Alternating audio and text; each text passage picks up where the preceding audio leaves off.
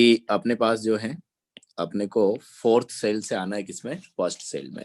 तो कितने डिफरेंट तरीके हो सकते हैं इसकी अपन ने कल बात की थी, लास्ट में ऐसे एक्सप्लेन किया था मैंने कि अपने पास एक तो ये हो सकता है कि फोर्थ से अपन डायरेक्ट आ जाए किसमें, फर्स्ट में। Excuse me sir.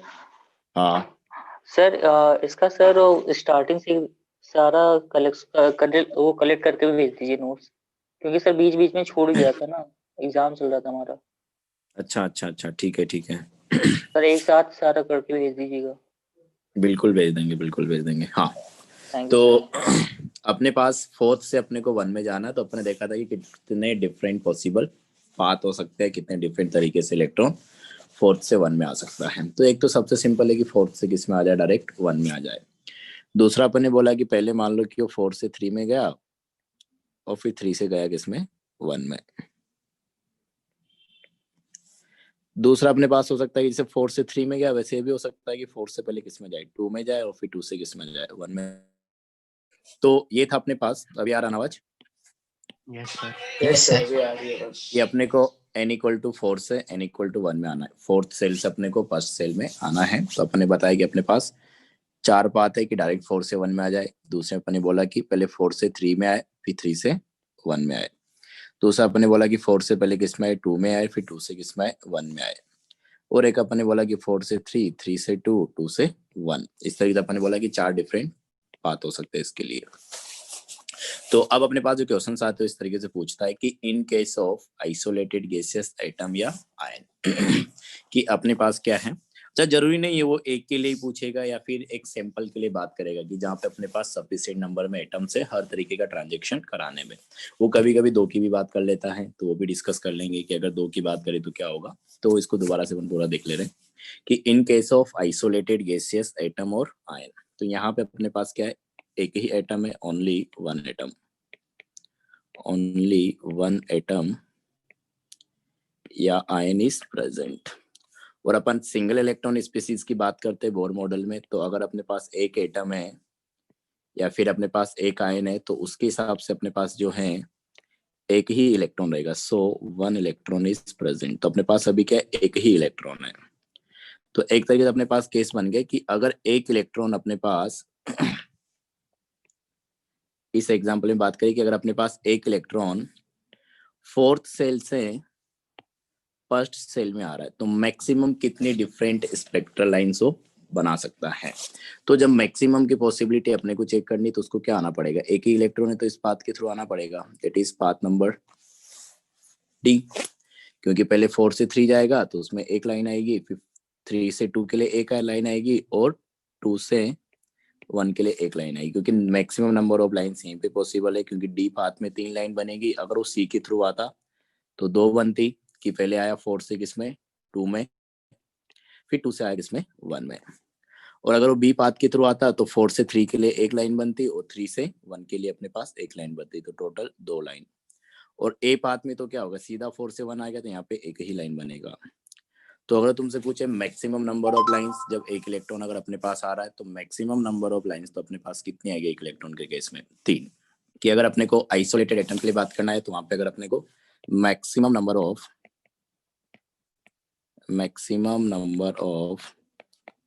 Different lines, मैं सिर्फ शॉर्ट में लिख दे रहा हूँ, different spectral lines, different wavelengths या डिफरेंट फोटॉन्स।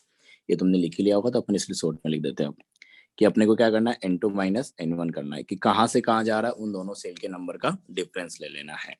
जैसे अपन अभी देख रहे थे कि जब फोर से वन में आ रहा तो तीन डिफरेंस लाइन आ रही थी। एग्जाम्पल अपन ले कि अगर इलेक्ट्रॉन अपने पास फोर से किस में जा रहा है, वन में जा रहा है, तो एक एटम के लिए अपन बात करें तो उसमें एक इलेक्ट्रॉन है, तो एक इलेक्ट्रॉन जब फोर से वन में जाएगा तो वहां पे कितनी डिफरेंट लाइंस आएगी। तो उसके लिए अपन फॉर्मूला लिख रहे हैं कि अपने को n2 माइनस n1 करना है। तो n2 माइनस n1 मतलब अपने पास क्या हो गया, four minus one, that is three lines. तो तीन अपने पास डिफरेंट लाइंस आएगी। तो पहले केस में अपन ने बात की थी कि जब एक एटम रहेगा तो उसमें एक इलेक्ट्रॉन रहेगा, तो एक इलेक्ट्रॉन कितने मैक्सिमम डिफरेंट लाइंस बना सकता है, डिफरेंट फोटॉन्स क्रिएट कर सकता है, डिफरेंट वेवलेंथ आ सकती है उसके करस्पॉन्डिंग स्पेक्ट्रम में। तो अपने पास नंबर निकालेंगे अपन n2 माइनस n1 से, ठीक है। और केस टू अपन ने बनाया था एक सैंपल के लिए, केस टू कि अपने पास क्या है, एक सैंपल है। तो सैंपल से अपना मतलब था कि वहां पे अपने पास क्या है, काफी सारे एटम्स प्रेजेंट है। वो काफी सारे एटम्स प्रेजेंट है, इसका मतलब जितने भी डिफरेंट पॉसिबिलिटीज है ना, सारी अपने को कंसीडर करनी है। तो अपने सेकंड लिखा था कि in case of a sample of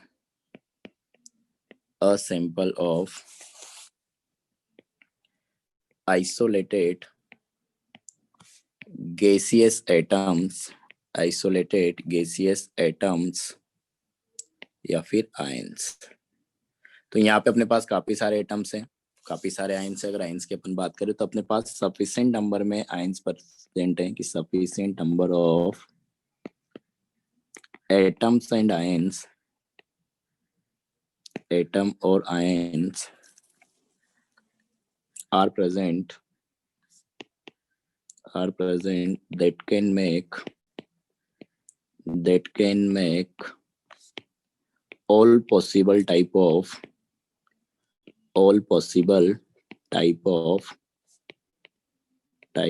transitions। ठीक है, हर टाइप का ट्रांजिशन वो कर सकते हैं। तो अपने पास देखो, मान लो कि अगर अपन जब 4 से किस में आते हैं, 1 में आते हैं, तो जब अपन 4 से किस में आ रहे हैं, 1 में आ रहे हैं, तो अपने को बताया कि 4 ही पॉसिबिलिटी है। तो इन चारों पाथ को कवर करने के लिए तो अपने को क्या चाहिए, 4 ही इलेक्ट्रॉन चाहिए। कि अगर एक टाइम पे तुमको चारों पाथ को कवर करना है तो मैक्सिमम 4 इलेक्ट्रॉन चाहिए। और अपन सैंपल की बात कर रहे हैं, तो सैंपल का मतलब ये हो जाता है कि अपने को जितने इलेक्ट्रॉन चाहिए सब तुम्हारे पास हैं, बस तुमको जो देखना है कि डिफरेंट कितने फोटॉन्स आएंगे। तो जब अपन सैंपल की बात करेंगे, मतलब अपने पास ये पॉसिबिलिटी अपने को लेनी है कि हर पाथ के थ्रू इलेक्ट्रॉन जा सकता है। तो डिफरेंट फोटॉन्स कितने आएंगे, जैसे अपन इसी की बात करें 4 से 1 में, तो यहाँ पे तुमको ये देखना है कि डिफरेंट लाइंस कितनी है। तो ये अपने पास 4 से 1, देखो ये दोनों लाइन सेम है तो इनको एक बार काउंट करेंगे कि ये भी अपने पास 4 से 3, ये भी अपने पास 4 से 3, ये दोनों लाइन भी अपने पास सेम है 2 से 1, और ये भी अपने पास 2 से 1, तो इनको भी एक बार काउंट करेंगे, बाकी सारी डिफरेंट है। तो इसकी अपन बात कर चुके हैं कि टोटल अपने पास 6 लाइंस आएगी, कि 1 2, इन दोनों में से एक को कंसिडर करेंगे, 3, ये 4, इन दोनों में से एक को लेंगे 5, और ये अपने पास 6। तो जब अपने पास एक सैंपल रहेगा तो उस सैंपल में जितने भी अपने पास पाथ पॉसिबल है, जब भी सैंपल की बात हो रही होगी तो अपने पास जितने पाथ पॉसिबल है उन सब पाथ से इलेक्ट्रॉन गुजरेगा। तो जितने डिफरेंट पॉसिबल अपने पास फोटॉन्स आ सकते हैं, वेवलेंथ आ सकते हैं, वो सारे पॉसिबल रहेंगे। तो यहाँ पे अपने पास जब भी इलेक्ट्रॉन 4 से 1 में जाता है तो 6 डिफरेंट लाइंस बनती है, मतलब टोटल 6 बनेगी जब भी अपन सैंपल की बात करेंगे। तो इसके लिए अपन ने फॉर्मूला निकाला था कि अगर अपने को डायरेक्ट निकालना हो तो अपन ने फॉर्मूला निकालेंगे कि maximum number of different spectral lines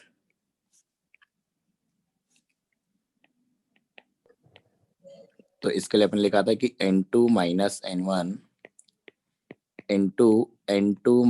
n1 plus 1 divided by 2, कि इस फॉर्मूले को अपन यूज करेंगे। हाँ, इससे नंबर ऑफ एटम्स भी तो आगे आ जाएगा, देखा जाए तो। क्या आ जाएगा, नंबर ऑफ एटम्स सैंपल में कितने हैं, जितने स्पेक्ट्रल लाइंस होंगे उतने एटम्स होंगे।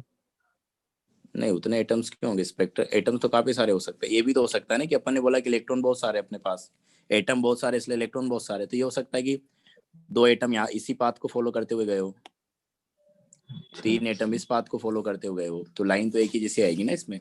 यस तो ठीक। फिर एटम से अपन कोई कमेंट नहीं कर सकते। तुमसे ये सवाल जरूर पूछ सकता है कि सैंपल में अगर अपने को सारे हर टाइप की लाइंस लेके आने तो मिनिमम कितने एटम्स होने चाहिए।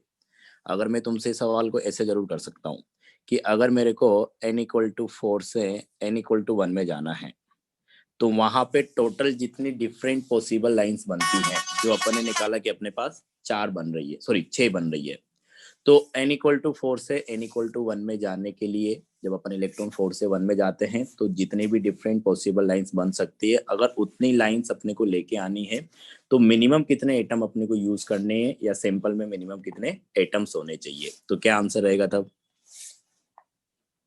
अच्छा, जितने स्पेक्ट्रल लाइंस बनेंगे उस फॉर्मूले से निकाल लेंगे। अरे जितनी स्पेक्ट्रल लाइंस बनेगी उनको एटम से क्या लेना देना है। किसी और का कोई आंसर है क्या, कि जैसे अपने पास मान लो कि 4 से अपने को 1 में जाना है, और अपन बोल रहे हैं कि यहाँ पे जैसे अपन ने चेक किया कि अपने पास 6 डिफरेंट लाइंस पॉसिबल है, तो मिनिमम कितने एटम्स में लूं कि 6 की 6 मिनिमम लाइंस तक मिल जाए 6 अपने को एटम्स होने 4 चाहिए। से 1 में जाने के लिए? मिनिमम 6। 4 से 1 में जाने के लिए हाँ तो 4 चाहिए। 4 चाहिए। Minimum- 4 ही तो बात है ना यार, 4 चाहिए होंगे ना।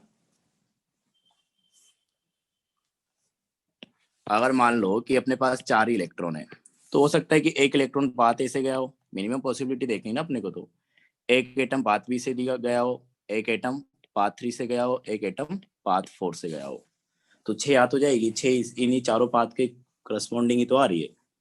तो ऐसे भी क्वेश्चन कर लेते हैं, लेकिन मेनली तुमसे जो अपन फॉर्मूला लिखे है उससे रिलेटेड ही पूछेगा, और कुछ नहीं पूछेगा, क्योंकि बेसिक सवाल पूछता है। तो ये अपने पास, लेकिन तुमको तैयार हर तरीके से रहना है एग्जाम के लिए कि वो कुछ भी पूछ सकता है, तो ऐसे भी क्वेश्चन आ सकते हैं। तो अब अपन बात एक एग्जांपल ले रहे थे क्या, 4 से 1 का, कि एक सैंपल है उसमें इलेक्ट्रॉन्स जो है 4 से किस में आ रहे हैं, 1 में आ रहे हैं, तो टोटल डिफरेंट लाइंस कितनी आ जाएगी, that is n1 minus n2, that is 4 minus 1 into n1 minus n2 plus 1 divided by 2। तो टोटल अपने पास लाइंस बनेगी कितनी, 6 डिफरेंट लाइंस, जब एक सैंपल की अपन बात करेंगे। तो ये था। अब मैं तुमसे मिनिमम लाइंस की बात करने वाला हूँ। तो वापस तुम आ जाओ इसमें एक एटम के केस में, जब अपन बात करें किसकी, एक आइसोलेटेड एटम है या एक आयन है, तो इस पे अपने पास मिनिमम लाइन कितनी आएगी, अगर एक इलेक्ट्रॉन है तो एक ही आएगी। कि मान लो कि जैसे अपन 4 से 1 के लिए बात करें, तो मिनिमम अपने को देखना और सीधा क्या आ जाएगा, 4 से 1 में जंप कर जाए तो एक लाइन बनेगी। अगर बोले कि अपने पास एक आइसोलेटेड एटम है या फिर एक आइसोलेटेड आयन है, तो उसमें अपने पास एक इलेक्ट्रॉन रहेगा, कि एक एटम है या एक आयन है तो उसमें अपने पास एक इलेक्ट्रॉन रहेगा। ठीक है। अब एक इलेक्ट्रॉन को अपने को मान लो कि किसी n2 से n1 में आना है, तो उसमें मिनिमम कितनी लाइन बनेगी, तो एक ही बनेगी जब वो n2 से सीधा किसमें जंप कर जाए, n1 में जंप कर जाए। तो मिनिमम और नंबर ऑफ लाइंस पूछा जाएगा तो कितना आएगा, 1 आएगा। अच्छा सैंपल के लिए बात करेंगे तब,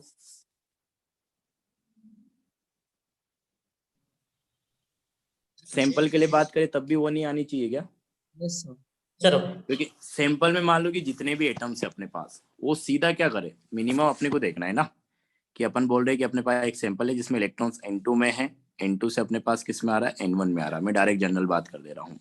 तो यहाँ पे मान लो कि 10 इलेक्ट्रॉन है या 5 इलेक्ट्रॉन है, तो अपने को तो मिनिमम लाइन देखना है, तो मिनिमम पॉसिबिलिटी अपने को चेक करना है। तो मिनिमम तो तब आएगी जब सारे सीधे क्या हो, n2 से किस में आ जाए, n1 में आ जाए। तो एक इलेक्ट्रॉन हो, चाहे 2 हो, चाहे 3 हो, चाहे 4 हो, चाहे 5 हो, चाहे 6 हो, चाहे 1 मोल हो, जब सारे हायर एनर्जी लेवल से सीधा लोअर एनर्जी लेवल में आ जाएंगे, तो सबके करस्पॉन्डिंग एक जैसी लाइन आएगी, एक जैसा एनर्जी का फोटोन एमिट होगा, तो अपने को एक ही टाइप की लाइन मिलेगी। तो चाहे मैं आइसोलेटेड एटम की बात करूं, चाहे मैं एक सैंपल के लिए बात करूं जहां पे बहुत सारे एटम्स प्रेजेंट है, मतलब मोर देन 1 एटम्स प्रेजेंट है, तो हमेशा मिनिमम लाइन तो क्या रहेगी, एक ही रहेगी। ये चीज क्लियर हुआ क्या? Yes sir clear. हाँ, तो मिनिमम लाइन हमेशा 1 आएगी। तो मिनिमम इसलिए वो पूछता भी नहीं है ज्यादा, और पूछ रहे तुमको समझ में आ गया होगा कि अपने को आंसर क्या रहेगा, 1 रहेगा। तो minimum number of different lines अगर पूछा जाए तो आंसर अपना 1 रहेगा, चाहे आइसोलेटेड एटम हो, चाहे एक सैंपल के लिए अपन बात करें। तो ये हो गया अपने पास। इसको अपन एक क्वेश्चन भी कर लेते हैं इससे रिलेटेड, तो मैं लिख के देता हूँ, आसान है, उसमें कुछ और बातें करनी है अपने को। कभी कभी वो इंडिविजुअली पूछ लेता है कि लाइमन सीरीज की कितनी बनेगी, बाल्मर सीरीज की कितनी बनेगी, पास्कल सीरीज की कितनी बनेगी, तो क्वेश्चन के थ्रू अपन उसकी बात करेंगे। तो ये अपने पास क्वेश्चन है कि कैलकुलेट, बाकी क्वेश्चन तो इन दोनों फॉर्मूले से रिलेटेड ही आते हैं, 80% चांस तो इसी से रिलेटेड है। बाकी पूछने में तो बहुत कुछ पूछ सकता है, तो कंसेप्ट अगर तुमको समझ में आएगा तो तुम रिलेट कर पाओगे। कि calculate maximum number of different lines,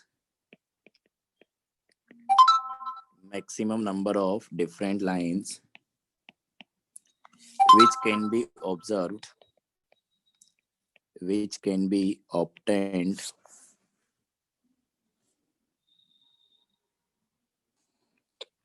which can be obtained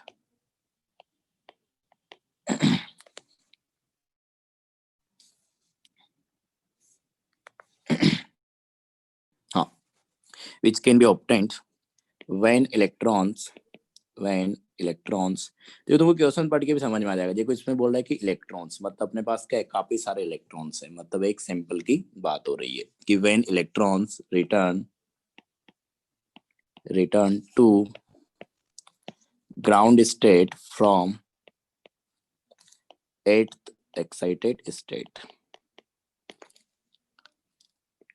and also calculate, second part हो गया इसमें, एंड ऑल्सो कैलकुलेट। अब देखो इसने मेंशन नहीं किया कि सैंपल की बात कर रहा है, आइसोलेटेड एटम की बात कर रहा है, तो तुमको क्वेश्चन का लैंग्वेज देख के समझ में आना चाहिए कि ये बोल रहा है कि electrons when electrons returns to ground state from 8th excited state. तो 8th एक्साइटेड स्टेट मतलब हो गया 9th सेल, तो n इक्वल टू 9 वाले सेल से अपने पास n equal to 1 ground state में आ रहा है, और काफी सारे इलेक्ट्रॉन्स है क्योंकि उसने बोला इलेक्ट्रॉन्स की बात हो रही है, तो अपने पास क्या होगा, एक सैंपल के लिए बात हो रहा है। अगर वो लिखता when electron returns to ground state from excited state, तो अगर वो एक इलेक्ट्रॉन की बात कर रहा है मतलब आइसोलेटेड एटम है या फिर अपने पास आइसोलेटेड आयन है, क्योंकि अपने पास जितने इलेक्ट्रॉन रहेंगे उतने ही एटम रहेंगे, क्योंकि अपन यहाँ पे सिंगल इलेक्ट्रॉन स्पीसीज के बारे में बात करते हैं।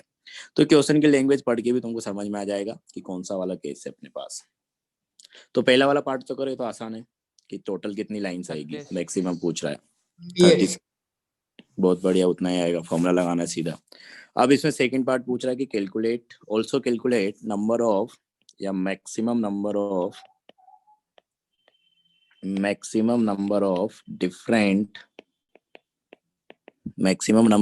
Different lines belong to Lyman series. Lyman series की कितनी रहेगी टोटल 36 में से, बाल्मर सीरीज की कितनी रहेगी, एंड पास्टन सीरीज की कितनी रहेगी, ये तुमको प्रेडिक्ट करना है। निकालो, कोई निकाल पाता है क्या, लाइमन सीरीज में कितनी आएगी, बाल्मर सीरीज में कितनी आएगी, पास्टन सीरीज में कितनी आएगी, सोचो किस तरीके से निकालोगे। हाँ, तो पहले तो अपन लोग निकाल लेते कि मैक्सिमम नंबर ऑफ लाइंस अपने से पूछा गया है, तो जिन लोगों ने maximum number of total lines निकाल दिया 36, वो सेकंड पार्ट करने की कोशिश करो। हाँ, तो इसमें अपने को बोला जा रहा है कि अपने पास काफी सारे इलेक्ट्रॉन्स सर बाल्मर में 28 होंगी। 28,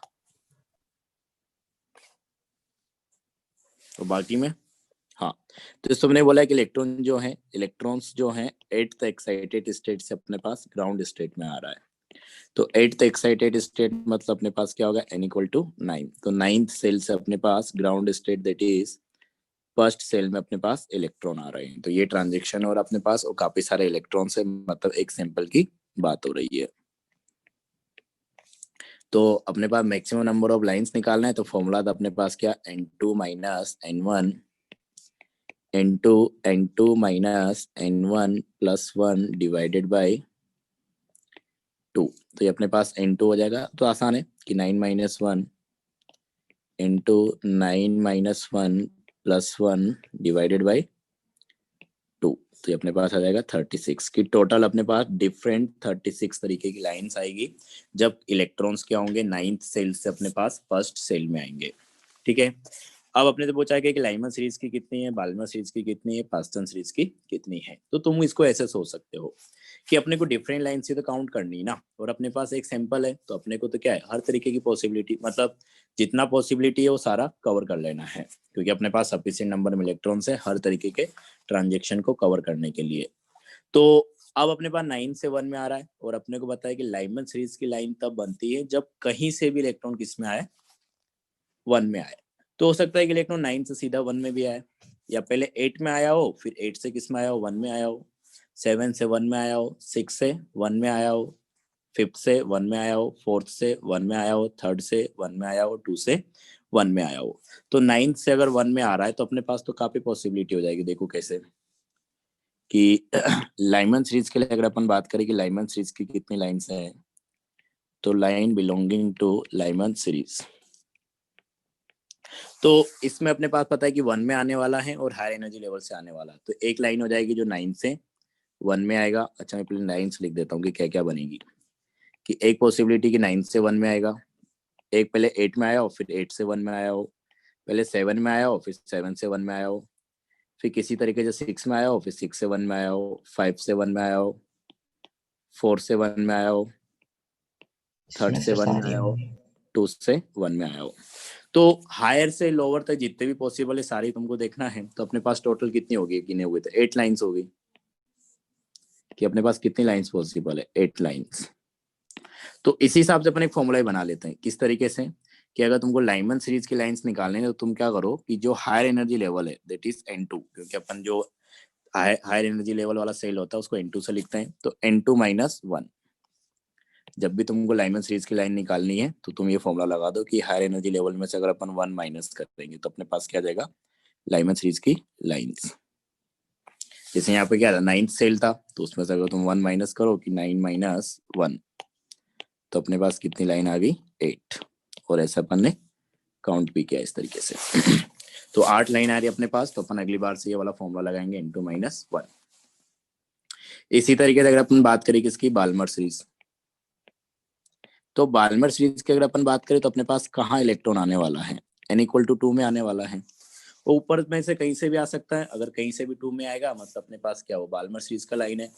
तो क्या क्या पॉसिबिलिटी कि 9 से सीधा 2 में आए पहले, फिर 2 से 1 में गया होगा जहां भी गया होगा, फिर 8 से हो सकता है 2 में आया हो, इसी तरीके से पहले 7 में आया हो, फिर 7 से 2 में आया हो, फिर 2 से 1 में गया हो, 6 से 2 वही सेम कहानी, 5 से 2 में आया हो, 4 से 2 में आया हो और 3 से अपने पास 2 में आया हो। तो यहाँ पे जो लाइंस की पॉसिबिलिटी वो कितनी हो जाएगी? 7 लाइंस हो जाएगी। 1 2 3 4 5 6 और 7। ठीक है। तो अपने पास N=2 में आ रहा है। तो यहाँ पे अपने पास जो फॉर्मूला है वो ऐसा बन जाएगा कि अगर अपने को बाल्मर सीरीज की लाइन निकालनी है तो हायर एनर्जी लेवल जो N2 उसमें से माइनस कर दो क्या? 2, कि N2 - 2। तो ये अपने पास बाल्मर सीरीज की लाइंस निकालने के लिए फॉर्मूला हो जाएगा कि सेकंड में आ रहा है तो हायर एनर्जी लेवल में से 2 माइनस कर दो, उतने अपने पास डिफरेंट पॉसिबिलिटीज बनेगी। इसी तरीके से अब अपन बात करेंगे किसकी? Paschen series. तो पास्टन सीरीज अपने को पता है कि कहाँ आने वाला है वो? N=3 में आने वाला। तो N2 - 3 में उसके लिए कर दूंगा तो अपने पास क्या आ जाएगा? 9 - 3 डेट इज 6 लाइंस। क्लियर हुआ क्या ये किस तरीके से अपने निकाला है? जैसे पॉसिबिलिटीज है ना खाली। हाँ हाँ, सर ये मिनिमम है ना? अरे मैक्सिमम है ना यार, अच्छा मिनिमम हाँ कैसे? Sorry sir, yes sir, maximum ये कुछ और। तो ये अपने पास है कि अगर लाइमन है तो N2 - 1 कर दो, बाल्मर है तो N2 - 2 कर दो, तो अपने को मिल जाएगी मैक्सिमम कितनी पॉसिबल हो सकती है। लाइंस ना सर? क्या चीज? ठीक है। इसी क्वेश्चन को अपन सेकंड पार्ट बनाएंगे, सेम क्वेश्चन को, या क्वेश्चन नंबर 2 बना लो जैसा तुम चाहो। पार्ट 2 ही कर लेते हैं कि मैक्सिमम नंबर ऑफ, सेम वैसे वैसे सेम क्वेश्चन है, बस अपने एनर्जी लेवल चेंज करेंगे कि maximum number of different lines, क्योंकि एक और चीज मेरे को रिलेट करना है उसको भी मैं क्वेश्चन की फॉर्म में रिलेट करूंगा। डिफरेंट वेवलेंथ्स, चलो लाइंस लिख रहे बार बार वेवलेंथ लिख लेते हैं कि maximum number of different wavelengths when electrons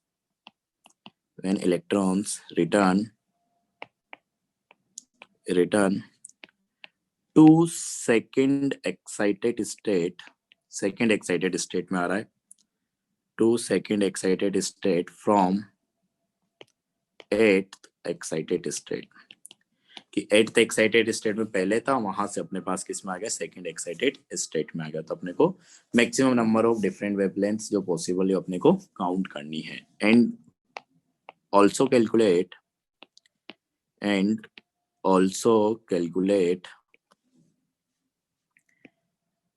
maximum number of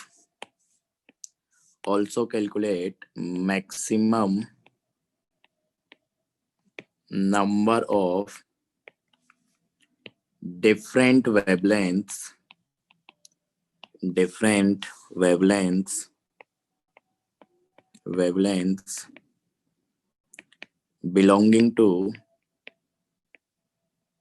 belongs to वही लाइमन सीरीज, बाल्मर सीरीज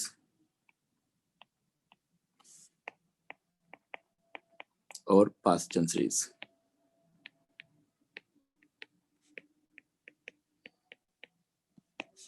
निकालो, पूरा तुमको करना है अब की बार कि अपने पास इलेक्ट्रॉन जो है कहाँ से कहाँ आ रहा है, 8th एक्साइटेड स्टेट से है Sir, from 9 to third. 9 to 3. 9 to 3 आ रहा है। तुम तो लाइंस बताओ डायरेक्ट कि हाई एनर्जी लेवल अपने पास हो गया 8th excited state that is n equal to 9। Second excited state मतलब हो गया अपने पास 3, तो मतलब n2 हो गया अपने पास 9, n1 हो गया अपने पास 3, तो 9 से किस में आ रहा है, 3 में आ रहा है। वही अपने पास इलेक्ट्रॉन्स की बात कर रहा है, काफी सारे इलेक्ट्रॉन्स हैं, मतलब एक सैंपल होगा जिसमें बहुत सारे एटम्स प्रेजेंट है। 15 तो टोटल नंबर ऑफ लाइंस कितनी आ रही है? 21। 21, सही बात है। लाइमन सीरीज की कितनी आई, बाल्मर सीरीज कितना आया? लाइमन का 0 होगा ना? लाइमन का 0 होगा, एकदम सही सोचे हो। और सर शायद बाल्मर का भी 0 क्योंकि इसमें सेकंड शेल नहीं है। हाँ, सेकंड सेल और फर्स्ट सेल तक तो आ ही नहीं रही ना। यस एकदम यही सर, सोचो। पास्टन सीरीज में सर 21 लाइंस होंगी। पास्टन सीरीज में 21 लाइंस होंगी, सारी लाइन।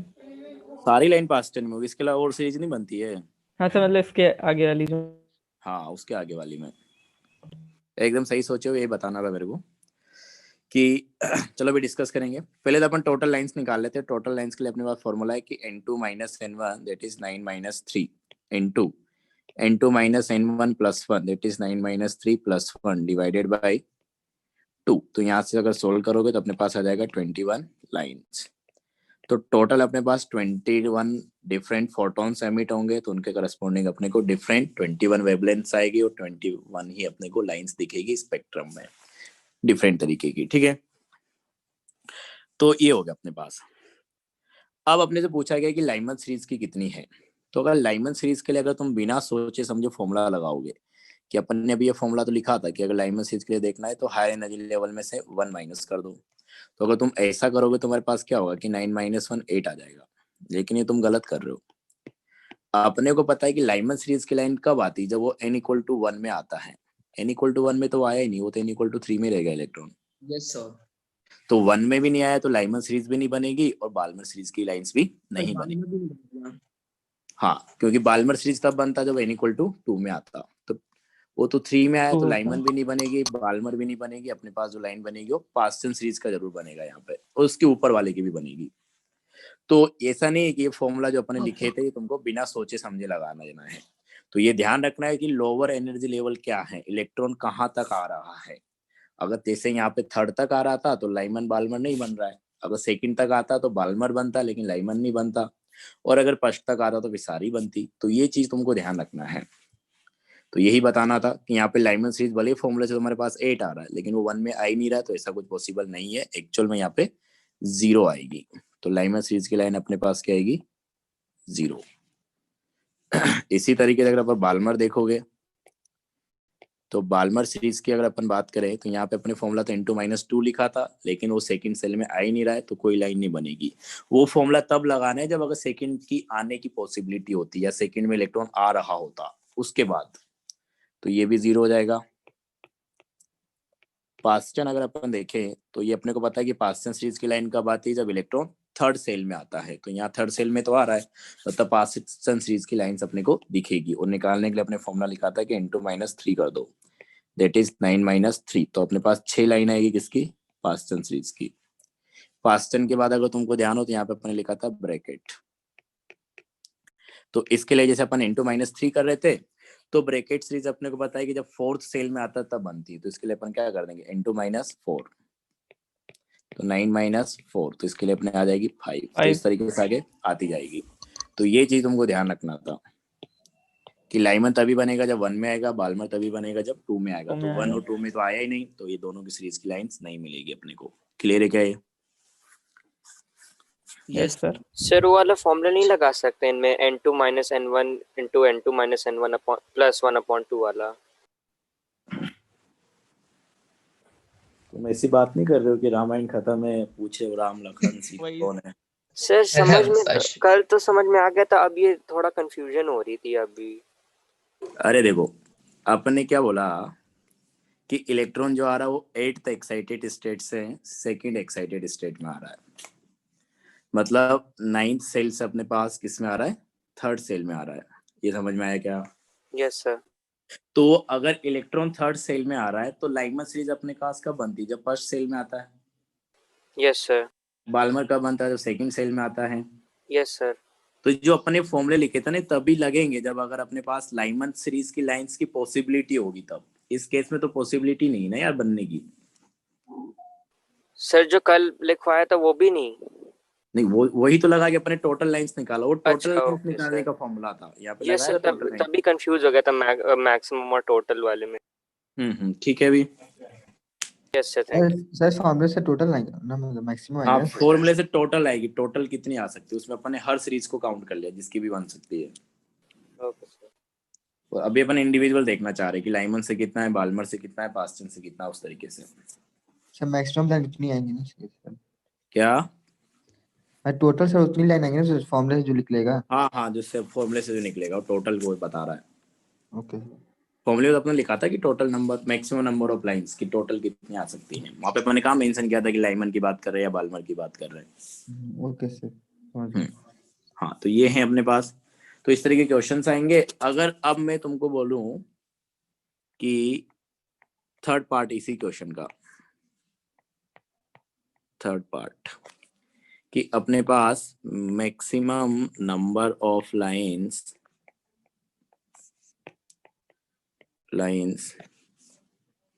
in first case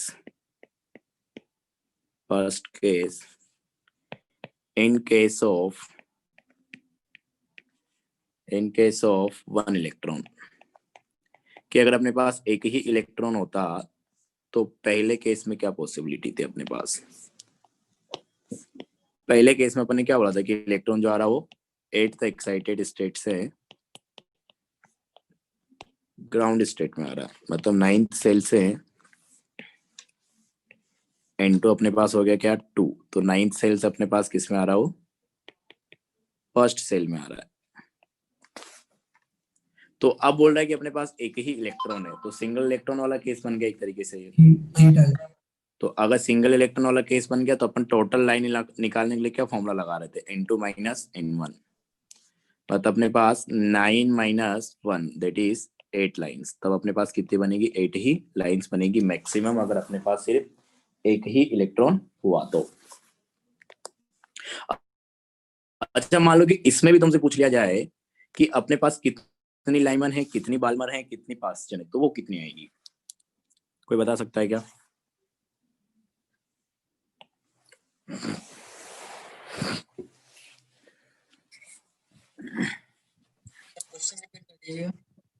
कि अगर जैसे ही अपने टोटल लाइंस निकाल ली, सर 7 लाइमन।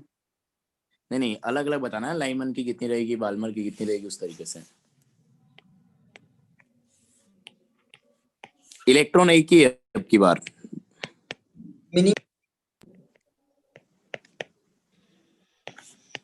सर एक ही रहेगा अगर इलेक्ट्रॉन रहेगा। एक, तो सिंगल लाइन बनेगी अगर सर इलेक्ट्रॉन एक है सर।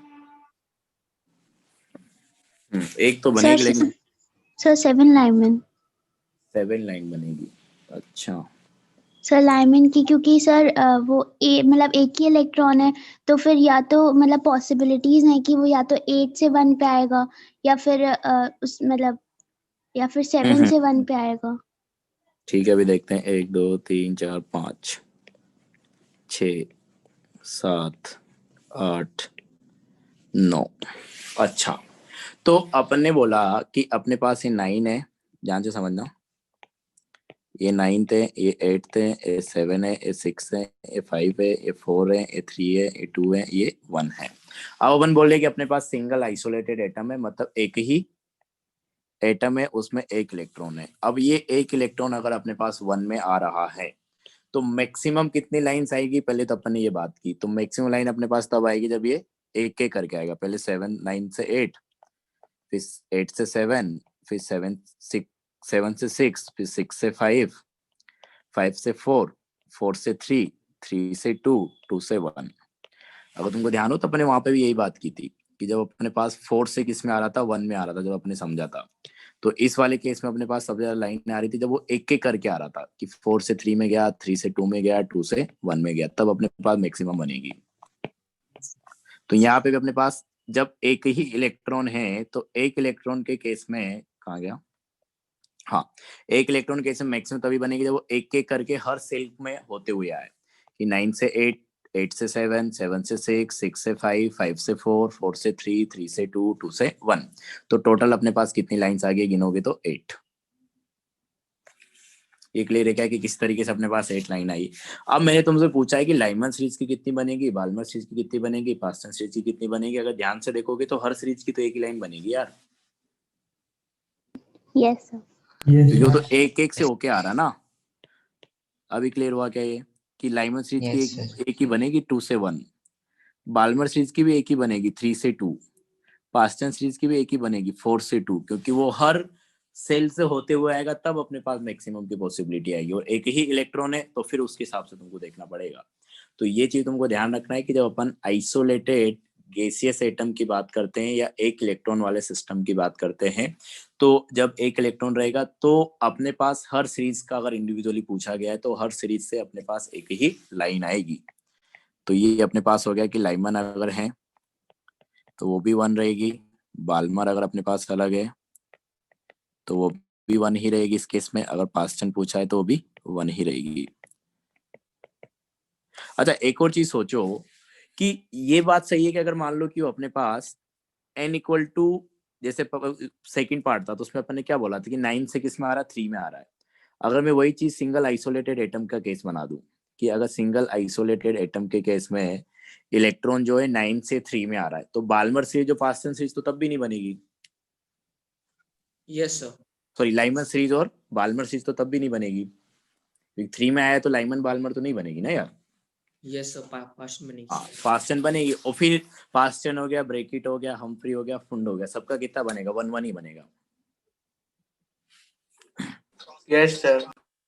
तो इस टाइप से क्वेश्चन पूछता है। तो ये अपने पास अपने दोनों केस की बात कर ली, तो पूरे को समरी कर देता हूँ। पहले सिंगल आइसोलेटेड एटम के लिए अपन बात करते हैं, कोई कंफ्यूजन हो तो बताना। तो अपन ने देखो क्या बात किया है कि जब किसी N2 एनर्जी लेवल से हैं, इसको इधर लिख देता हूँ दोबारा से समरी करके, कि अगर किसी N2 एनर्जी लेवल से एक सिंगल आइसोलेटेड एटम है, इलेक्ट्रॉन किसी N1 एनर्जी लेवल में आ रहा है, तो एक एटम की बात कर रहे हैं, एक आयन की बात कर रहे हैं, तो एक ही इलेक्ट्रॉन है अपने पास।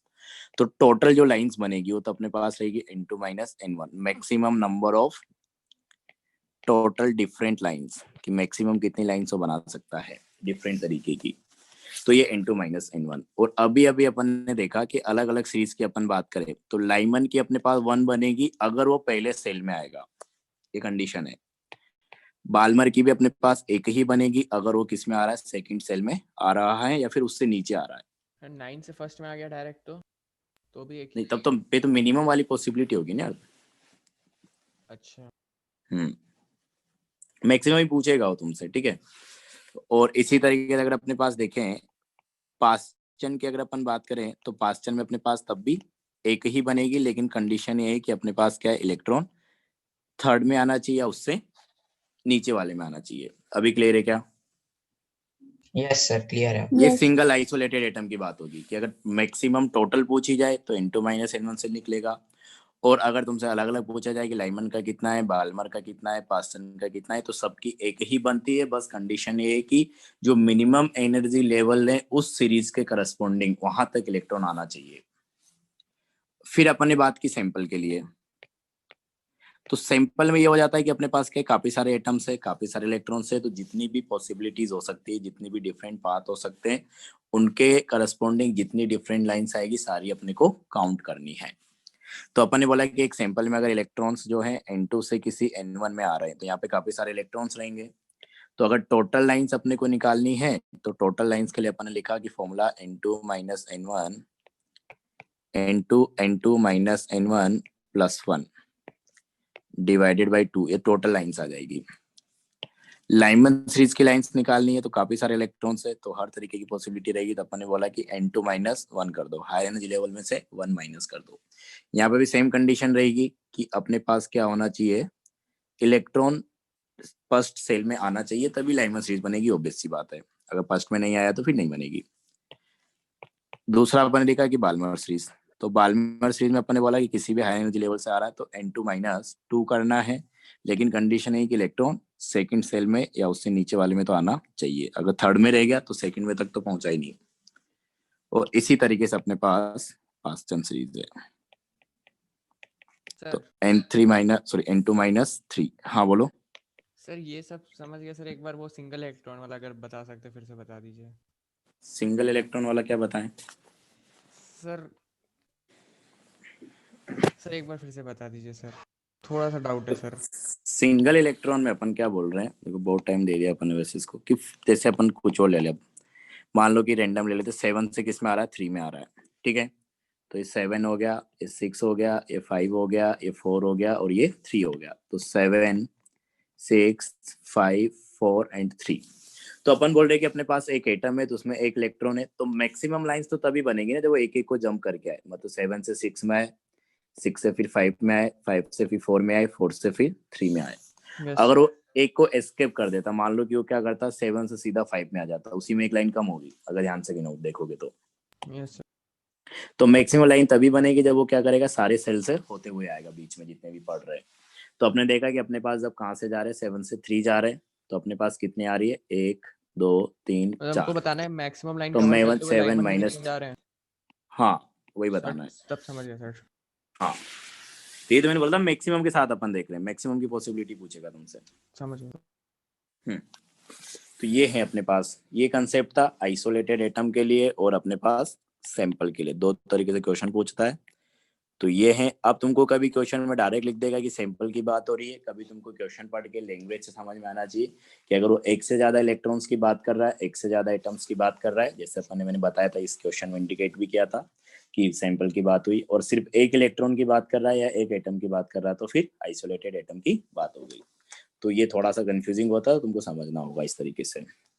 तो ये अपने पास स्पेक्ट्रम में इतना ही है, इसी तरीके के क्वेश्चंस आते हैं पेपर में, मैंने यहीं तक क्वेश्चन दिए हैं। नेक्स्ट हेडिंग जो है अपना ये रहेगा क्या, डी ब्रोगली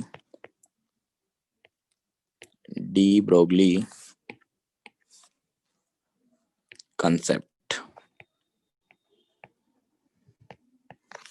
या इसी को अपन बोल सकते हैं dual nature of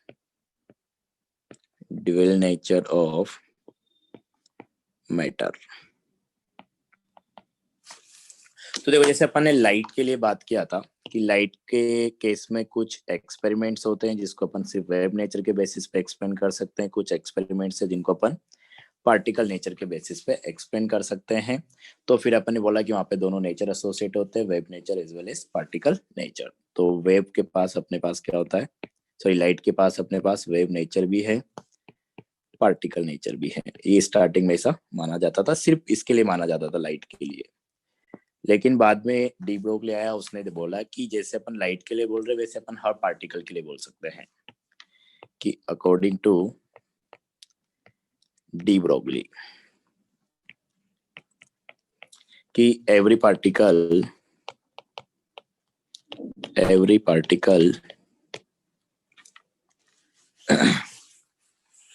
is dual nature, that is उसके पास भी क्या रहेगा, हर पार्टिकल के पास ड्यूअल नेचर रहेगा, मतलब उसके पास वेव नेचर भी रहेगा और पार्टिकल नेचर भी रहेगा। सर इसको ऐसे बोल सकते हैं कि जो प्लैंक का इक्वेशन था E इक्वल्स एच न्यू और आइंस्टाइन का E इक्वल्स mc स्क्वायर, तो इन दोनों को रिलेट करेंगे तो जिस चीज की भी मास है उसकी वेवलेंथ या फिर फ्रीक्वेंसी भी होगी। हाँ वैसे निकालेंगे अपन, तो एकदम सही बोले हो। हाँ कि अपने पास हर पार्टिकल का क्या होगा, वेव नेचर भी होगा, और मतलब हर मटेरियल के पास अपने पास क्या होता है, इसको ज्यादा अच्छे से लिखो, अपने पार्टिकल लिख दिया कि हर मटेरियल पार्टिकल, कोई भी मटेरियल है तो उसके पास भी क्या रहेगा, वेव नेचर एसोसिएट रहेगा, और साथ में पार्टिकल नेचर तो है।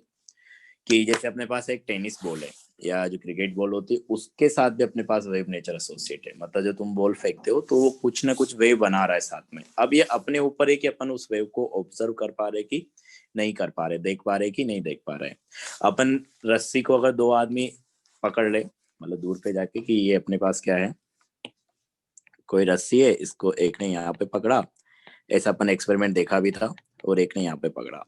अब एक ने इसको ऐसे झटका देके एनर्जी दिया, तो अपने को पता है कि यहाँ पे अपने को वेव बनती हुई दिखाई देगी। इसको तो हम एक्सपेरिमेंटली करके देख सकते हो खुद ही, तो तुमको वेव बनती हुई दिखाई देगी। तो यहाँ पे अपने को वेव दिख गया, वेव नेचर दिख गया उसका, कि अपने जो एनर्जी दिया उसके करस्पॉन्डिंग कुछ वेवलेंथ की वेव्स अपने को बनती हुई दिखाई देगी। अब रस्सी में क्या होता है, फ्रिक्शन वगैरह होता है, तो थोड़ी देर बाद वो क्या हो जाएगा, खत्म हो जाएगा। तो ये हो जाता है अपने पास, ठीक है। लेकिन जैसे अपने पास टेनिस बॉल है, तो उसमें तुमको कभी नहीं दिखता है कि ऐसे एक वेव बन रहा है, वो ऐसे ऊपर नीचे बताओ तुमको बॉल दिख रहा है। तो ये अपने ऊपर है कि अपन उस जो वेवलेंथ है उस वेव के करस्पॉन्डिंग उसको ऑब्जर्व कर पा रहे कि नहीं कर पा रहे हैं, ठीक है। तो इसने क्या किया था कि अपने पास पार्टिकल नेचर भी है, वेव नेचर भी है। तो वेव नेचर के करस्पॉन्डिंग एक वेवलेंथ रहेगा और पार्टिकल नेचर के करस्पॉन्डिंग एक मोमेंटम रहेगा p, जिसको अपन लिखते हैं क्या, linear momentum mass into velocity, ठीक है। तो इसने इन दोनों को आपस में रिलेट करने की कोशिश की थी। तो इसने ऐसे बोला कि जैसे अपन प्लांक्स क्वांटम थ्योरी में बोल रहे थे कि अपने पास जो एनर्जी होती है वो फोटोन की तरह ट्रेवल करती है। तो अपन अगर वेव नेचर को माने तो अपने पास उसका एक वेवलेंथ रहेगा, एक फ्रीक्वेंसी रहेगा, और उस एनर्जी और फ्रीक्वेंसी उस वेवलेंथ और फ्रीक्वेंसी को अगर अपन एनर्जी के साथ रिलेट करें तो अपन लिखते हैं कि एनर्जी इक्वल टू अपने पास क्या होता है, h into nu equal to H C upon lambda. कि अगर अपने को किसी वेव के करस्पॉन्डिंग उसका वेवलेंथ गिवन है तो वेवलेंथ से अपन इस तरीके से एनर्जी निकाल सकते हैं, h सी अपॉन लैम्डा, मतलब उसमें जो फोटोन है उसका एनर्जी। अगर अपने को फ्रीक्वेंसी गिवन है तो फ्रीक्वेंसी से अपन इस तरीके से एनर्जी निकाल सकते हैं। और अपने पास आइंस्टीन था, उसने बोला था कि अगर अपने पास मेरी m मास है, अगर मैं उस m मास को c वेलोसिटी से, मतलब अगर कोई मास m है, अगर उसको मैं स्पीड ऑफ लाइट के बराबर वेलोसिटी दे दूं तो उसके साथ जो एनर्जी रहेगी, एनर्जी एसोसिएट रहेगी अपने पास क्या रहेगा, E equal to mc² total energy. तो यहाँ पे भी अपन बोल रहे थे कि जो वेव थी वो c स्पीड से चल रही थी, इसलिए अपन यहाँ पे भी क्या बोल रहे हैं, c स्पीड की ही अपन बात कर रहे हैं। तो लाइट के केस में बात करोगे तो c से चलेगा वो। तो ये दोनों एनर्जी को अपन क्या कर सकते हैं, इक्वल कर सकते हैं कि एक को अपन एक तरीके से वेव नेचर को कंसीडर करते हुए लिखा और एक को अपन ने पार्टिकल का नेचर मानते हुए लिखा। तो अगर इन दोनों एनर्जी को मैं इक्विवेलेंट कर दूं कि दोनों नेचर एक साथ होते हैं तो एनर्जी अपने पास जाएगा कि एच सी अपॉन लेमडा। ये फॉर्मूला अपन ने निकाला क्या, एक तरीके से वेव की तरह कंसीडर करके या वेव मानते हुए एनर्जी को जो भी ट्रेवल कर रही है उसको, और अपन उसको अगर मास की तरह माने, पार्टिकल की तरह माने, तो अपने पास आ जाएगा mc²। तो सी से सी कैंसिल हो जाएगा, तो लेमडा अपने पास आ जाएगा कि lambda equal to h upon m into C. अब इस सी तो अपने पास तब था जब अपन लाइट की बात कर रहे हैं, सॉरी हाँ, तो स्पीड ऑफ लाइट से ट्रेवल करेगा या कोई भी चीज है जो स्पीड ऑफ लाइट से ट्रेवल कर रहा है। तो अपने पास ये तो जरूरी नहीं है कि हर चीज या हर पार्टिकल अपने पास क्या करे, स्पीड ऑफ लाइट से ट्रेवल करे। तो अगर वो v वेलोसिटी से ट्रेवल कर रहा है तो अपने पास उसके करस्पॉन्डिंग जो वेवलेंथ होगा लेमडा, तो उसको अपन ऐसे लिख सकते हैं कि lambda equal to h upon जो भी पार्टिकल की अपन बात करें उसका मास इनटू वेलोसिटी। अब इसको अपन एक मैथमेटिकल एग्जांपल से समझते हैं, तब तुमको थोड़ा क्लियर होगा पिक्चर कि क्या बोलना क्या चाह रहे हैं। कि अगर मैं जैसे एक एग्जांपल लूं कि अपन ने फॉर्मूला तो निकाल दिया कि अगर कोई मास m का पार्टिकल है, मतलब फॉर्मूले का मतलब ये कि अगर अपने पास मान लो कि मास m का पार्टिकल है, अगर वो अगर v वेलोसिटी से जा रहा है तो उसके साथ जो वेव एसोसिएट रहेगी उसका वेवलेंथ अपने पास यहाँ से निकल आ जाएगा कि lambda equal to h upon mv। तो इसको अपन एक एग्जांपल लेते हैं कि जैसे अगर मैं बोलूँ कि मेरे पास क्या है, एक 1 kg का ब्लॉक है, या मान लो कि 1 kg का अपने पास कोई बॉल है, इसको अपन ने वेलोसिटी दे दी क्या 1 मीटर पर सेकेंड का, या 10 दे दो, कितना भी दे दो, ठीक है। तो ये अपने पास क्या था, 1 kg का ब्लॉक है या 1 kg का कोई गेंद है या बॉल है, उसको अपन ने 1 मीटर पर सेकेंड का स्पीड दे दिया। अब हमें पता है कि बॉल है तो अपने को तो कैसा ऑब्जर्व होगा, पार्टिकल जैसा दिखेगा। लेकिन अपने को इसका एसोसिएट अगर वेवलेंथ निकालनी तो अपने को पता है कि लेमडा इक्वल टू अपने पास क्या होता है, डी ब्रोगली के according h upon mv। h अपने पास कितना है 6.63 इंटू 10 की power minus 34 divided by mass अपने पास क्या है 1, वेलोसिटी अपने पास क्या है 1, ठीक है। तो अपने पास जो वेवलेंथ आएगी वो कितनी आ जाएगी, मीटर में आएगी यहाँ से, क्योंकि अपन ने सब कुछ ऐसा यूनिट में लिया है। तो अपने पास वेवलेंथ पे आ जाएगी 6.63 इंटू 10 की पावर माइनस 34 मीटर। तो जो वेवलेंथ तो देखो इतनी कम है इस बॉल के केस में। तो अपनी आईज इतनी सेंसिटिव नहीं कि मतलब इस रेंज की लेंथ को वो देख पाएगा, इसलिए अपने को वहां पे वेव दिख नहीं रही है, वो भले उसके साथ वेव एसोसिएट है।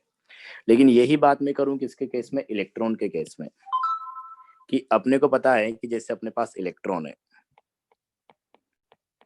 इन दोनों को अपन कंपेयर करना चाह रहे हैं कि अगर अपने पास इलेक्ट्रॉन है तो इलेक्ट्रॉन का मास मेरे को पता है कितना होता है केजी में, कितना होता है याद है कि भूल गए?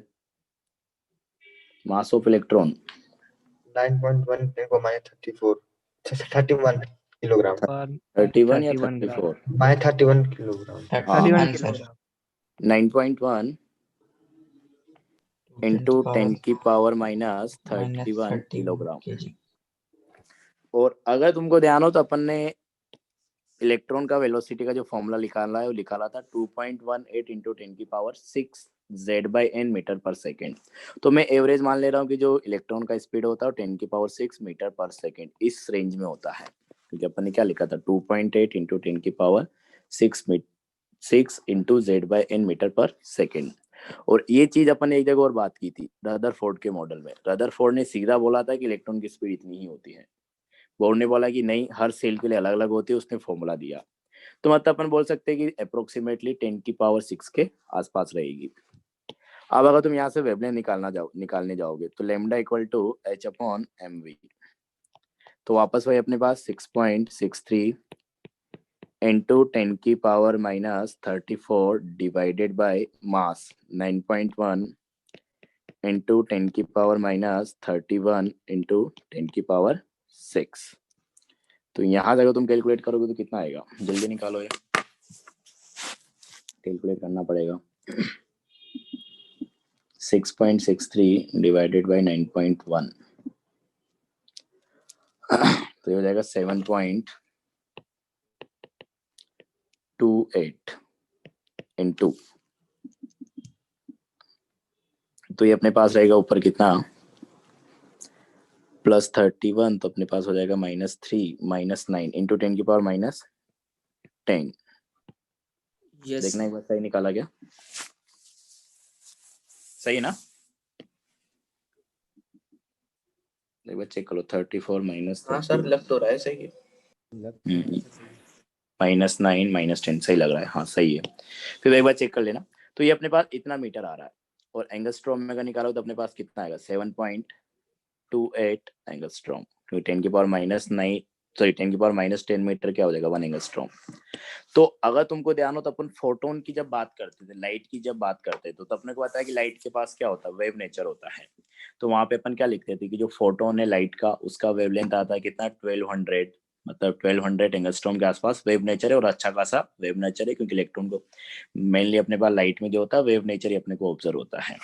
तो उसके रेस्पेक्ट में अगर देखें तो इलेक्ट्रॉन के पास भी कम नहीं है, उससे तो मतलब कम है। वैसे अपन वहाँ पे 1000 के आसपास बोले थे, यहाँ पे 7.28 है, लेकिन इसके पास भी जो वेव नेचर रहेगा वो सिग्निफिकेंट रहेगा, वो अपने को कंसीडर करना पड़ेगा, उसको अपन अवॉइड नहीं कर सकते। तो देख सकते हो इलेक्ट्रॉन के साथ जो वेव एसोसिएट है उसका अपने पास इतना वेवलेंथ है जिसको अपन मानेंगे।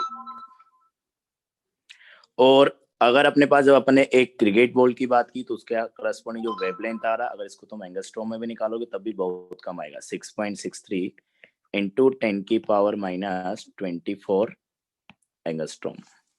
तो कहने का मतलब है कि वेव नेचर सबके साथ एसोसिएट है, किसी में अपन ऑब्जर्व कर पा रहे हैं, किसी में नहीं कर पा रहे हैं।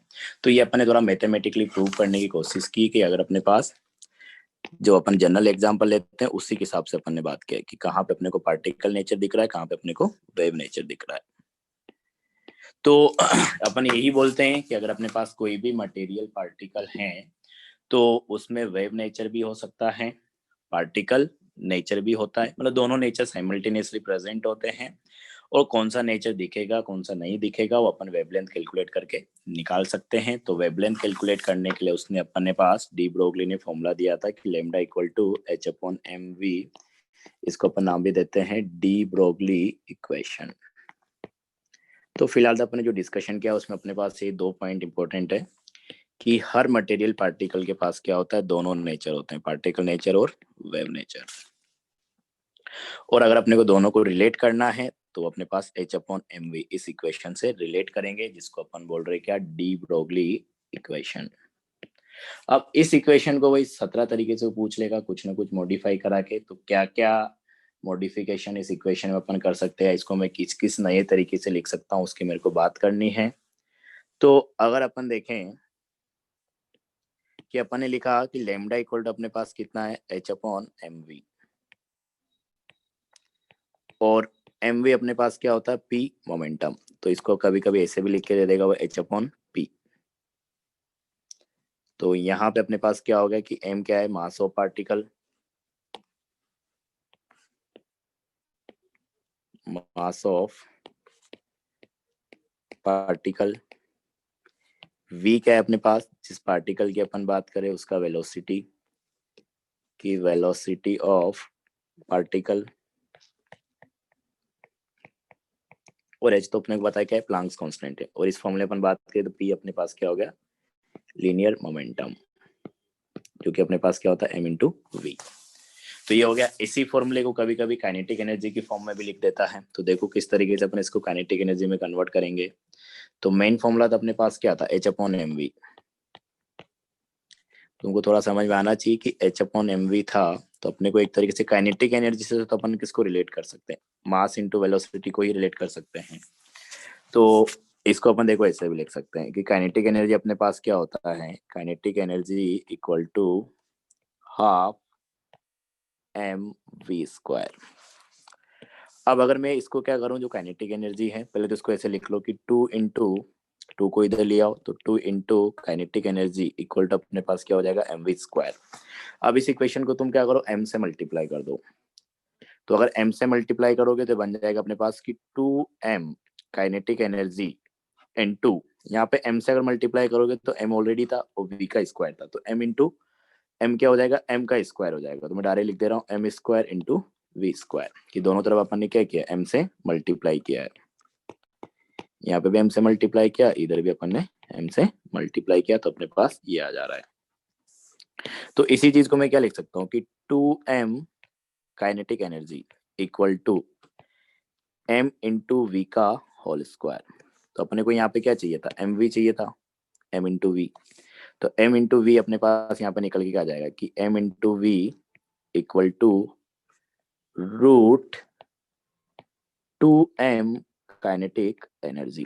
तो अपने पास ये फॉर्मूला बन गया एम वी के लिए, मोमेंटम के लिए, कि momentum m into V equal to अपने पास क्या होता है, रूट 2m काइनेटिक एनर्जी। और इसको अपने पास p से भी लिख सकते हैं अपन। तो अपने पास momentum p sir two equal to kinetic M V energy upon V नहीं कर सकते, रूट 2m काइनेटिक एनर्जी। क्या हुआ sir two kinetic energy upon V नहीं कर सकते, 2 काइनेटिक एनर्जी अपॉन v, हाँ सर उससे बन जाए। नहीं तो अपने को मास और काइनेटिक एनर्जी पता होगा ना, वेलोसिटी के बारे में बात करना होता है, फिर ये वाला फॉर्मूला अपन लगा देंगे। मतलब तुमको सिर्फ काइनेटिक एनर्जी दे तो तुम किस तरीके से उसका वेवलेंथ निकालोगे, इसकी अपन बात करना चाह रहे हैं। तुमको वेलोसिटी नहीं गिवन है, यूज के हिसाब से ये फॉर्मूला अपन डिराइव कर रहे हैं और कुछ नहीं कर रहे। तो अपने पास जो न्यूमेरिकल आएंगे उसमें किस तरीके से अपन इसको यूज कर सकते हैं। तो तुमको कोई पार्टिकल दे देगा, जैसे बोल देगा कि अपने पास अल्फा पार्टिकल है और उसका काइनेटिक एनर्जी इतना है। तो अल्फा पार्टिकल तुमको पता है कि मास कितना हो गया 4mu, उसको तुम ग्राम में, किलोग्राम में, जिसमें भी कन्वर्ट करना उसमें कन्वर्ट कर लो, काइनेटिक एनर्जी तुमको गिवन रहेगी तो डायरेक्ट वैल्यूज पुट कर दो। तो क्वेश्चंस के हिसाब से अपन आगे फॉर्मूला डिराइव कर रहे हैं। कंसेप्ट तो अपने पास वही था जो अपने 2 पॉइंट मैंने बताए कि हर में अपने पास पार्टिकल नेचर, वेव नेचर दोनों एसोसिएट रहेगा। वेव नेचर के करस्पॉन्डिंग वेवलेंथ है, यहाँ पे अपने पास मोमेंटम है, किसमें कितना पार्टिकल नेचर है, कितना वेव नेचर है, वो मैं वेवलेंथ कैलकुलेट करके देख सकता हूँ, जैसे अपने यहाँ पे एक एग्जांपल भी लिया। और दोनों को रिलेट करने के लिए फॉर्मूला अपने पास ये है। बाकी ये सब जो फॉर्मूला डिराइव करे नए नए, ये तो अपने को कैलकुलेशंस वाइज बात करनी, इसलिए अपन लिख रहे हैं। तो अपन ने निकाल दिया कि अपने पास जो एम वी आता है वो क्या आता है, रूट 2m काइनेटिक एनर्जी आता है। तो अपन ने लिखा था कि h इक्वल टू अपने पास क्या है, sorry lambda equal to h upon M V. और इसको अपन लिख सकते हैं क्या, h अपॉन एम वी अपन ने निकाला कि अपने पास क्या होता है, रूट 2m काइनेटिक एनर्जी। तो एक फॉर्मूला अपने पास ये बन गया कि lambda equal to h upon root 2m kinetic energy. तो तुमको अगर काइनेटिक एनर्जी गिवन है तो ये वाला फॉर्मूला लगाओ, अगर तुमको मोमेंटम गिवन है तो ये वाला फॉर्मूला लगाओ, और अगर तुमको मास और वेलोसिटी अलग अलग गिवन है तो जो अपने पास मेन फॉर्मूला था वही लगाओ। ठीक है, तो ये एक फॉर्मूला अपने पास ये हो गया। इसको और मॉडिफाई कर सकता है किस तरीके से देखो, लेकिन आगे जो अपने पास फॉर्मूला लगेगा, जो अपन नया फॉर्मूला डिराइव करेंगे, चार्ज्ड पार्टिकल्स के लिए लगेगा। सर हाँ सर काइनेटिक एनर्जी गिवन होगा तो हम लोग वेलोसिटी तो निकाल ही सकते हैं ना, क्योंकि फॉर्मूले में अरे तो तो बाद में जो आया है मास तो डालना ही है। अरे निकाल तो सकते हो ना, लेकिन कैलकुलेशन से बचने के लिए अपन ऐसा कर रहे हैं यार, कुछ नहीं। तुमको काइनेटिक एनर्जी गिवन होगा तो तुम पहले काइनेटिक एनर्जी से वेलोसिटी निकालोगे, फिर वेलोसिटी से तुम लैम्डा निकालोगे। तो काइनेटिक एनर्जी पता है तो तुम डायरेक्ट पुट कर दो ना। तो इतनी देर से ही तो बोल रहा हूँ, कैलकुलेशन करने के लिए अपन इनको मॉडिफाई कर रहे हैं। अभी अपन कभी कभी अपने को वोल्टेज दिया जाएगा चार्ज्ड पार्टिकल्स के लिए, तो वोल्टेज जो पोटेंशियल है V, उसके टर्म्स में फॉर्मूला निकालने वाला हूँ मैं अगला, और फिर उस फॉर्मूले को अपन क्या करेंगे, सिंप्लीफाई कर लेंगे। इलेक्ट्रॉन के लिए क्या रहेगा, प्रोटॉन के लिए क्या रहेगा, इस तरीके से। तो कैलकुलेशंस के लिए ये सब कर रहे हैं अपन। तुम कोई सा भी फॉर्मूला लगा सकते हो जिसमें तुम कंफर्टेबल रहो, कि काइनेटिक एनर्जी दिया है, तुमको वेलोसिटी निकालना है तो वेलोसिटी निकाल लो, अगर उसमें ज्यादा मजा आ रहा है तो। हाँ, तो मैं आगे ये बात कर रहा था कि इफ अ चार्ज Q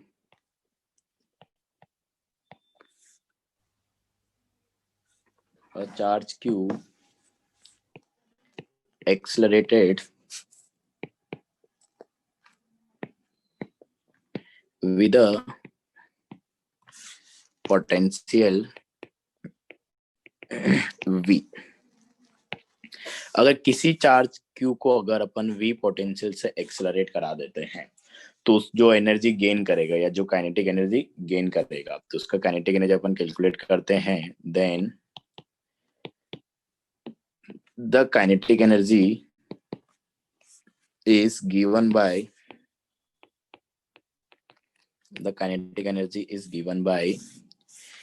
कि kinetic energy K equal to हो जाता अपने पास क्या, उस चार्ज का जो मैग्नीट्यूड है Q इंटू जो भी अपन ने वोल्टेज लगाया है V, या जो भी पोटेंशियल अपन ने अप्लाई किया है। तो अपने पास ये है। तो जब अपन चार्ज्ड पार्टिकल की बात करेंगे तब ये फॉर्मूला लगेगा, क्योंकि अपने पास अगर न्यूट्रल स्पीसीज है तो उसका तो कोई चार्ज नहीं होता है। अगर उसका कोई चार्ज नहीं होता है तो अपन मैथमेटिकली तो क्या लिखते हैं, उसको जीरो लिखते हैं। तो ऐसा तो नहीं है कि अगर न्यूट्रल स्पीसीज है तो उसका काइनेटिक एनर्जी हमेशा जीरो रहेगा। न्यूट्रल स्पीसीज के पास भी काइनेटिक एनर्जी होता है, उसको अपन अलग तरीके से कैलकुलेट करते हैं, दैट इज हाफ mv²। और अगर चार्ज्ड स्पीसीज है तो यहाँ से कैलकुलेट करेंगे। तो आगे जब अपन फॉर्मूला लिखेंगे वो सिर्फ चार्ज्ड स्पीसीज के लिए लगेगा। तो अपन ने भी निकाला था कि अपने पास de Broglie wavelength lambda equal to अपने पास क्या है, सबसे पहले अपन ने निकाला H/mv, फिर उसको अपन ने काइनेटिक एनर्जी की mv को अपन ने लिख दिया मोमेंटम p, फिर उसको अपन ने कन्वर्ट किया mv को या मोमेंटम को काइनेटिक एनर्जी में, तो अपने पास आया कि √2m काइनेटिक एनर्जी। फिर अपन ने इसको कन्वर्ट किया काइनेटिक एनर्जी को q इंटू v में, तो उसको अपन लिख सकते हैं √2m काइनेटिक एनर्जी की जगह √2m q इंटू v। तो ये अपने पास फॉर्मूले हो गए। अब यहाँ पे एक दिक्कत ये है कि ये सारे फॉर्मूले तो अपन कहीं भी लगा सकते हैं, चार्ज हुआ या चार्ज स्पीसीज नहीं हुआ तब भी, क्योंकि चार्ज स्पीसीज के पास भी मास रहेगा, कुछ ना कुछ वेलोसिटी रहेगा। लेकिन यहाँ पे अपने पास डायरेक्ट चार्ज का इन्वॉल्वमेंट हो गया, तो ये वाला फॉर्मूला सिर्फ अपने पास चार्ज्ड स्पीसीज के लिए लगेगा। तो ये मैं बोलना चाह रहा हूँ, ये ध्यान रखने वाली बात है, क्योंकि कभी कभी क्या होता है तुमको ऐसे करेगा, मतलब ऐसा ही क्वेश्चन पूछा गया है पहले कि उसने क्या किया, एक तो ले लिया उसने अल्फा पार्टिकल, एक ले लिया उसने प्रोटॉन, और एक ले लिया उसने गैस का मॉलिक्यूल। ठीक है, गैस मॉलिक्यूल के लिए कैसे यूज कैलकुलेट करते हैं वो अपन निकालेंगे गैसियस स्टेट में, वहां पे मैं बता दूंगा वो। तो एक बार उसने क्वेश्चन ऐसे पूछा था कि उसने दे दिया कि अपने पास कि एक इलेक्ट्रॉन अल्फा पार्टिकल है, तो उसका चार्ज अपने पता है कि +2e हो गया। दूसरा अपने पास क्या है, प्रोटॉन है, उसका अपने पास हो गया E, और अपने पास एक दे दिया उसने गैस मॉलिक्यूल, कोई पर्टिकुलर गैस दे दी होगी, मान लो कि अपने को हाइड्रोजन गैस दे दिया। अब उसने कंपेयर कराया कि अपने पास जो है डी ब्रोगली वेवलेंथ का क्या रेशियो रहेगा। तो बहुत सारे लोगों ने ऐसे सोचा कि चार्ज पार्टिकल्स की अपन बात करते हैं तो अपन लिखा देते हैं कि चार्ज पार्टिकल्स के केस में अपन ये फॉर्मूला लगा सकते हैं चार्ज पार्टिकल्स के लिए, कि चार्ज पार्टिकल्स के लिए अपन ये वाला फॉर्मूला लगा सकते हैं। तो बहुत सारे लोगों ने सोचा कि अपने पास जो रहेगा अपने पास गैस मॉलिक्यूल उसके लिए तो चार्ज 0 है क्योंकि न्यूट्रल है, तो बोलने थे कि जो लैम्डा रहेगा वो इनफाइनाइट रहेगा या नॉट डिफाइंड रहेगा। उसने एक ऑप्शन ऐसा भी दे रखा था, लेकिन वो गलत है कि गैस है तो उसके पास भी काइनेटिक एनर्जी हो सकती है। बस ये है कि ये फॉर्मूला उसके लिए एप्लीकेबल नहीं था, तो इन फॉर्मूलों से सोचना था कि H/mv तो लगा ही सकते हो। तो ऐसे कभी कंफ्यूजन करने के लिए वो ये कर सकता है, तो इनका ध्यान रखना है, बाकी तो कुछ नहीं है।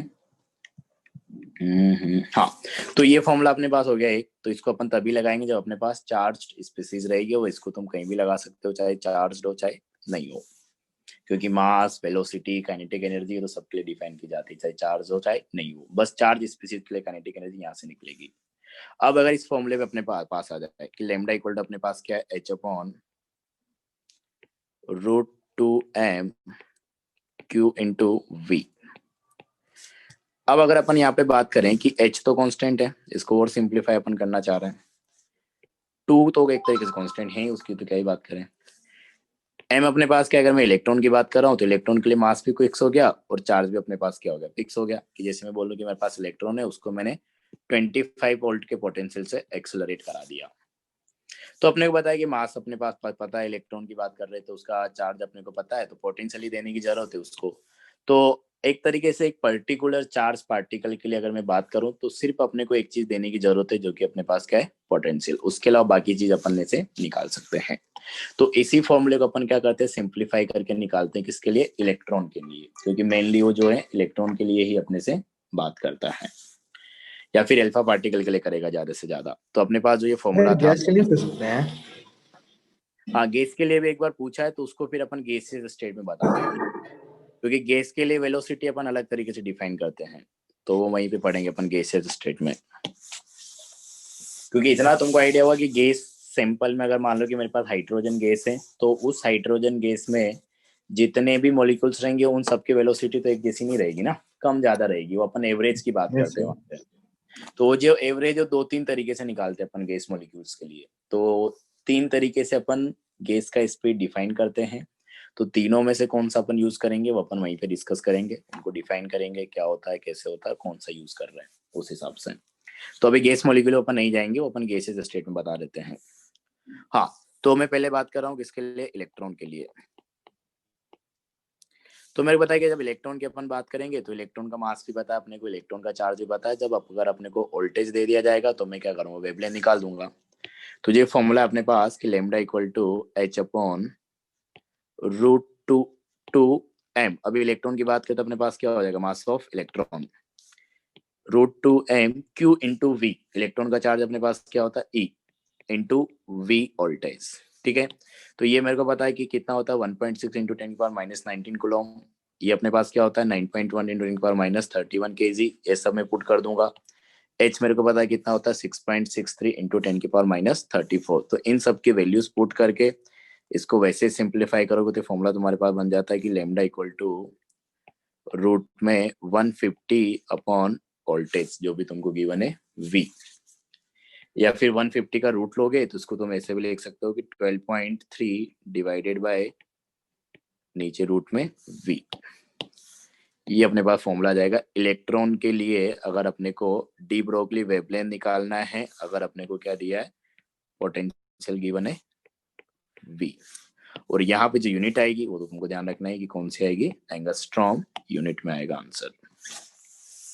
तो इलेक्ट्रॉन के लिए ये फॉर्मूला तो बहुत बार यूज होता है, तो ये तो तुमको याद करना ही है। भले तुम अल्फा पार्टिकल के लिए नहीं याद करो, वो भी अपन लिखेंगे, लेकिन इलेक्ट्रॉन वाला तुमको याद होना चाहिए, बहुत यूजफुल होता है फॉर्मूला। तो ये इलेक्ट्रॉन के लिए अपने पास फॉर्मूला हो गया। इसी तरीके से अपन अल्फा पार्टिकल के लिए भी निकालेंगे कि अल्फा पार्टिकल की अगर अपन बात करें तो अपने पास फॉर्मूला तो ये था चार्ज पार्टिकल के लिए डी ब्रोगली वेवलेंथ की lambda equal to H/√2m q/v, कि कौन से पोटेंशियल से उसको एक्सेलरेट किया, कितने पोटेंशियल से उसको एक्सेलरेट कराया है।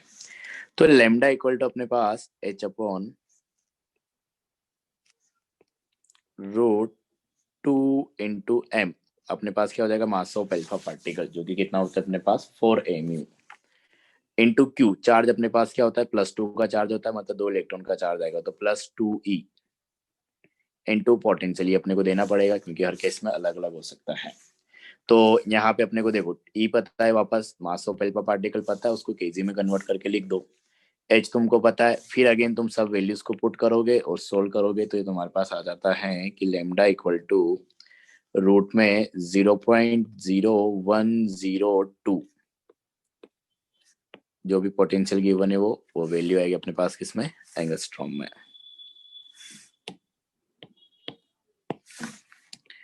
तो एक ही फॉर्मूला है, उसको अपने कैलकुलेशंस के लिए थोड़ा मॉडिफाई करके ये 3 4 5 तरीके से लिख लिया है। तो ये है अपने पास डी ब्रोगली वेवलेंथ से रिलेटेड जितने फॉर्मूलेस तुम यूज करने वाले हो इस तरीके से, ठीक है। तो अल्फा पार्टिकल के लिए अपन ने लिखा, इलेक्ट्रॉन के लिए अपन ने लिखा, और स्लाइड थोड़ा नीचे कर दीजिएगा। हाँ,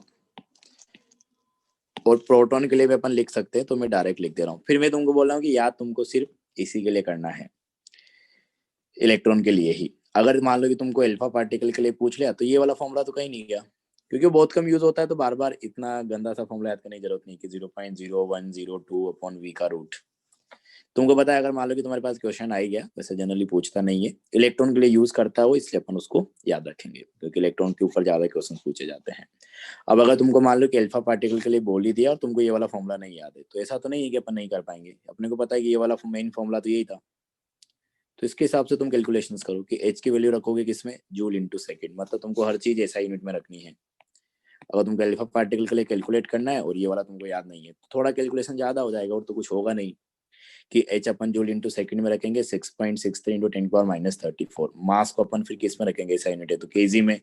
चार्ज तो अपने पास कूलम में ही रखा जाता है, तो कूलम में, और वी अपने पास वोल्ट में दिया जाएगा, तो अपने पास डायरेक्ट लैम्डा आ जाएगा। तो इलेक्ट्रॉन के लिए याद रखना क्योंकि वो यूज होगा, सीट में भी उससे रिलेटेड क्वेश्चंस आएंगे तुम्हारे पास, तो उसको याद कर लेंगे। बाकी अगर अल्फा पार्टिकल्स आता है, प्रोटॉन आता है, तो डायरेक्ट जो मेन फॉर्मूला है उससे भी अपन कैलकुलेट कर सकते हैं क्योंकि उनके क्वेश्चंस अपने से ज्यादा नहीं पूछे जाते हैं।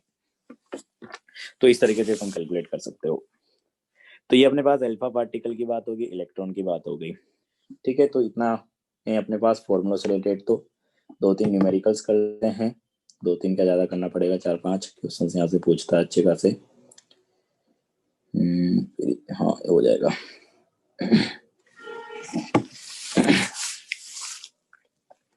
ठीक है क्या?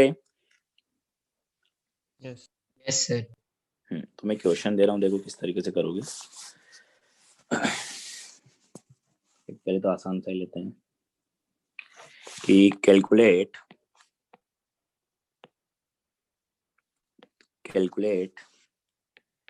द वेवलेंथ ऑफ, डायरेक्टली देता हूँ लैम्डा, वेवलेंथ associated with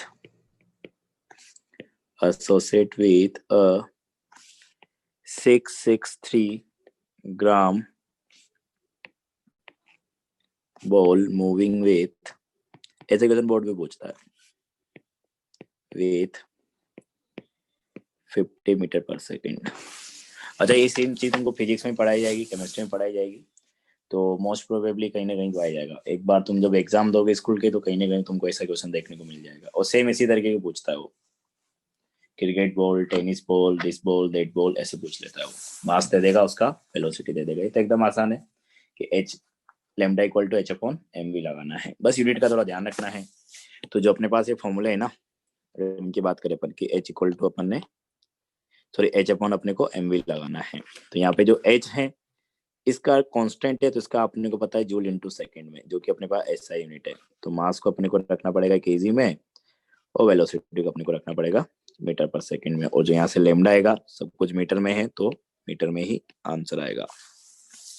तो lambda equal to H upon M V लगाओ या एच अपॉन पी लगाओ, तो आंसर जो अपने पास हो मीटर में आता है लैम्डा के लिए। और H upon root two M kinetic energy लगा दो, तो अगर काइनेटिक एनर्जी जो वहां पे वो जूल में ही रखना है तुमको। चलो उसको भी साथ में डील कर लेते हैं, यूनिट की भी बात हो जाएगी कि H upon root two M kinetic energy. तो यहाँ पर अगर इलेक्ट्रॉन वोल्ट में वैल्यू गिवन है, तभी तुमको उसको जूल में कन्वर्ट करना है, मास को केजी में लेना है, क्योंकि एच जो है अपने पास है 6.63 इंटू 10⁻34 जूल इंटू सेकेंड में अपन रख रहे हैं। तो इसको जूल इंटू सेकेंड रखेंगे, तो मास तुमको केजी में रखना है और ये तुमको यहाँ पे जूल में ही लेना है, तो यहाँ पे वापस ये मीटर में आ जाएगा। तो ये दो ही फॉर्मूले थे मेनली, तो एच अपॉन पी तो इसी से डिराइव किया अपन ने। और चार्ज पार्टिकल्स के लिए अपने डायरेक्ट फॉर्मूले डिराइव कर लिए और यूनिट की भी यहाँ पे बात कर ली थी कि किस तरीके से अपने को रखना है, या चाहो तो यहाँ पे भी कंटिन्यू कर लो, तो तीनों चारों फॉर्मूले एक साथ हो जाएंगे। मैं इसको थोड़ा अलग ही लिख देता हूँ कि लैम्डा इक्वल टू अपन ने चार्ज पार्टिकल्स के लिए निकाला कि h/√2m q इंटू वी, कि इलेक्ट्रॉन के लिए तो अपन ने बोल दिया कि √150/v अपन कर देंगे। तो h अपने पास वापस जूल इंटू सेकेंड में रखेंगे, तो मास अपने को केजी में रखना होगा, चार्ज अपने को कूलम में रखना होगा और ये अपने को वोल्ट में रखना होगा। तो यहाँ से लेमडा वापस मीटर में आएगा। तो ये तो बात है कि लेमडा कोई भी फॉर्मूला तुम लगाओ हर में मीटर में आ रहा है, क्योंकि अपने को सब कुछ ऐसा यूनिट में रखना पड़ रहा है, क्योंकि जो ऊपर एच आ रहा है उसको अपने को जूल इंटू सेकेंड में याद है, तो सब कुछ ऐसा यूनिट के हिसाब से ही चलेगा। तो ऐसा यूनिट मतलब होता है कि एनर्जी को अपन हमेशा जूल में रखेंगे, मास को अपन केजी में, वेलोसिटी को मीटर पर सेकंड में, तो लेंथ आती है मीटर में, टाइम आता है सेकंड में। तो चाहो तो तुम इसको भी लिख दो, इसमें शायद एक बार पहले बताया था कि जो कॉमन यूनिट्स है अपने पास ऐसा यूनिट सिस्टम में अलग अलग पैरामीटर की, तो किसी भी टाइप की एनर्जी हो तो उसका अपने पास होता है क्या, जूल। वेलोसिटी है वो अपने पास होती है क्या, मीटर पर सेकंड यूनिट में। मास है तो ये अपने पास लेते हैं किसमें, केजी में। लेंथ है तो लेंथ को अपन लेते हैं किसमें, मीटर में। और क्या हो गया, बाकी तो इन्हीं से रिलेट होके आते रहते हैं। फोर्स वगैरह तो उसको न्यूटन में लेते हैं, जैसे फोर्स को तो नॉर्मली न्यूटन में लिखते हैं, केमिस्ट्री में भी कोई नया यूनिट तो अपन डिफाइन करते नहीं है, तो ऐसे ही है। बाकी क्या है, ठीक है। और एक्सेलरेशन यहाँ पे आएगा नहीं, वेलोसिटी मास यही सब आता है, एनर्जी कोई भी हो, जूल हो गया, बस ऐसे ही है। और अगर अपने पास पोटेंशियल है तो उसको वोल्ट में लेते हैं, किलो वोल्ट वगैरह में नहीं लेते हैं, पोटेंशियल को वोल्ट में लेते हैं। चार्ज आ गया तो उसको कूलम में लेना है, एक यूनिट अपने तुमको ध्यान हो तो शायद डिपेंड की होगी इलेक्ट्रोस्टैटिक यूनिट, वैसे वो कहीं कहीं आते हैं, जनरली अपन कूलम में ही लेते हैं चार्ज को भी। तो ये अपने पास यूनिट में अलग अलग चीजों को ऐसे लेते हैं जो अपने पास काम में आते हैं, उसी की अपन ने बात की है। तो ये था अपने पास। तो क्वेश्चन तो आसान है कि अपने को मास गिवन है तो उसको केजी में कन्वर्ट कर लो, वेलोसिटी अपने को मीटर पर सेकंड में ही गिवन है, तो h/m भी तुमको करना है, यहाँ से तुम्हारे पास आंसर आ जाएगा। किसी ने निकाला क्या ये? Yes, sir. मास अपने पास हो गया ये 0.663 kg और वेलोसिटी अपने पास हो गया ये, तो कि lambda equal to h, that is 6.63 into 10⁻⁻34। अपन नीचे करेगा m इंटू वी, तो मास केजी में अपने पास क्या होगा 0.663 सॉरी, और केजी में इतना ही है। हाँ, वेलोसिटी अपने को गिवन है 50। क्या आंसर आया Sir, 2 into 10 to the power minus 25 Armstrong. 2 into 10 to the power minus minus 36. 25 Armstrong. 10⁻⁻25 angstrom थोड़ी आएगा, फिर मीटर में आएगा ना यार। मीटर में करना तो 35 minus 35 हो जाएगा। अच्छा 35 है, अभी तो समझाया मैं, मीटर में आएगा यूनिट। कर दिया मैंने Armstrong में। अच्छा 25 एंगस्ट्रॉम है, हाँ 25 एंगस्ट्रॉम हो जाएगा, सही बात है। हाँ, तो ये इस तरीके से निकालना है, तो आसान सवाल था, बस यूनिट का थोड़ा ध्यान रखना था, तो अपने पूरी बात कर ली एक साथ कि किस तरीके से किस में रखना है। अच्छा नेक्स्ट अपने पास है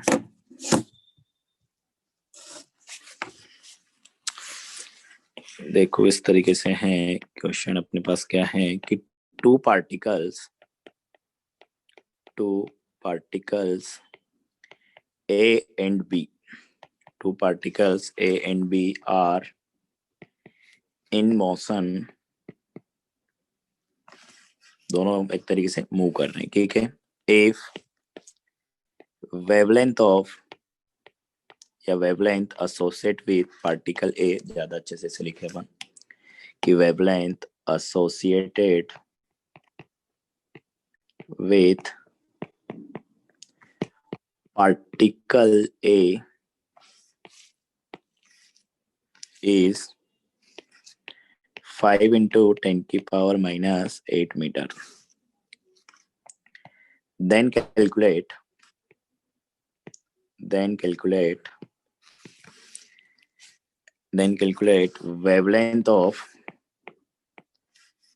wavelength associate with, ऐसे लिखो पूरा, wavelength associated with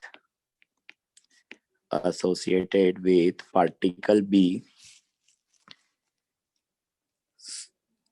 so that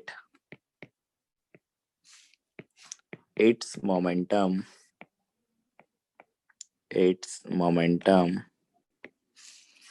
is double of A। तो ये बोल रहा है कि अपने पास दो पार्टिकल है A एंड B। A का अपने को दे रखा है वेवलेंथ कि जब वो मूव करता है तो इतना वेवलेंथ उसके साथ एसोसिएट है। तो एक तरीके से अगर अपन इसको लिखें कि लैम्डा ए जो है अपने को ये गिवन है क्या, lambda A equal to 5 × 10⁻⁸ metre. Lambda भी अपने को फाइंड करने को बोला गया है और साथ में एक और रिलेशन अपने को गिवन है कि सो दैट इट्स मतलब बी का momentum of B is double of A. जो मोमेंटम है अपने पास पी से अपने मोमेंटम को रिप्रेजेंट करते हैं, तो momentum of B that is P B is 2 times of momentum of A. तो ये रिलेशन अपने को गिवन है कि P B equal to 2 × P A, और वेवलेंथ ए का गिवन है, वेवलेंथ अपने पास बी का गिवन है, सॉरी बी का निकालना है। तो देखो किस तरीके से रिलेट करोगे। तो अपने को पता है कि अपने पास क्या है, वेवलेंथ की बात हो रही है और मोमेंटम की बात हो रही है, तो वो फॉर्मूला अपन यूज करेंगे जिसमें दोनों चीज आ जाए।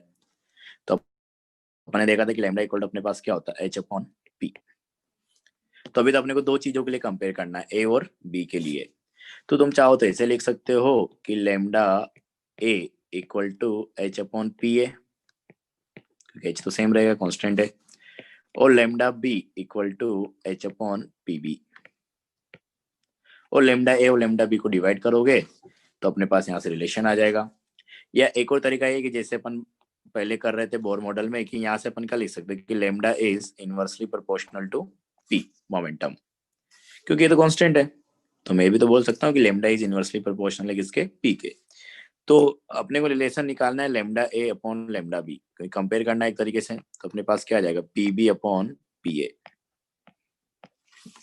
तो इस इक्वेशन को यूज कर सकते हो इस रिलेशन निकाल के, और यहाँ से अगर देखोगे इन दोनों को डिवाइड कर दोगे तो सेम ही चीज आएगी कि lambda A divided by lambda B equal to अपने पास हो जाएगा P B upon P A. दोनों को डिवाइड करके देखो तो यहाँ पे तुमको क्या क्या गिवन है, लैम्डा ए तुमको गिवन है, लैम्डा बी तुमको फाइंड करना है, और P B upon P A का रेशियो तुम यहाँ से निकाल सकते हो जो रिलेशन उसने गिवन है कि P B upon P A equal to अपने पास क्या है 2 this.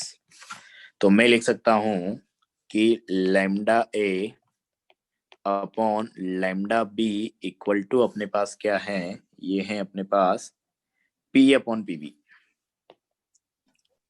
Sorry P B upon P A, उल्टा था ना, और पी बी अपॉन पी अपन ने निकाला क्या आ रहा है 2, और लैम्डा ए अपने को गिवन है 5 × 10⁻⁸, और लैम्डा बी अपने को फाइंड करना है इक्वल टू अपने पास क्या है 2।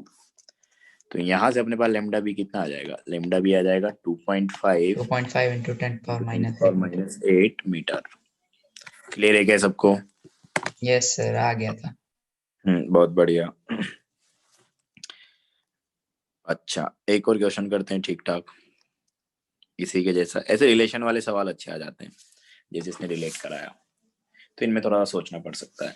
एक और ऐसा ही क्वेश्चन करते हैं जो भी गया अपन ने, उसको तुम करना देखो कि बाकी आसान क्वेश्चन पूछता है, कुछ दे देगा कुछ पूछ लेगा, एग्जाम सब में वैसे ही पूछता है, तो कोई दिक्कत नहीं होगी कंसेप्ट समझ में आया तो। कि if a hypothetical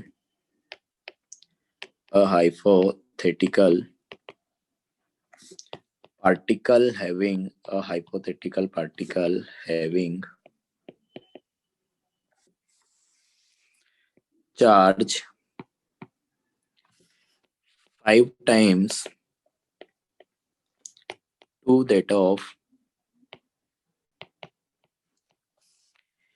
charge of electron, that is electronic charge of electron को अपन इलेक्ट्रॉनिक चार्ज भी बोल देते हैं कभी कभी, इलेक्ट्रॉन का चार्ज, कि एक हाइपोथेटिकल पार्टिकल है जिसका चार्ज इलेक्ट्रॉन के चार्ज का 5 टाइम्स है, एंड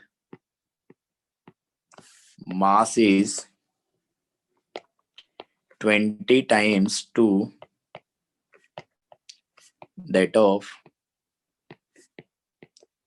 mass of इलेक्ट्रॉन, कि चार्ज 5 टाइम्स है और मास अपने पास क्या है 20 टाइम्स है। ठीक है, आगे अपने को बोला जा रहा है कि calculate ratio of de Broglie wavelength ratio of de Broglie wavelength of hypothetical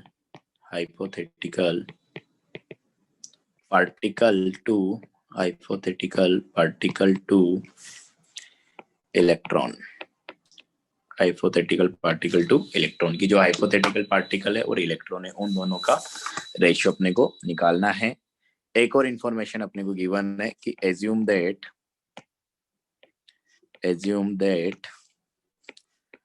both particles मतलब इलेक्ट्रॉन और जिस हाइपोथेटिकल पार्टिकल की अपन बात कर रहे हैं वो, कि both particles accelerated by same potential,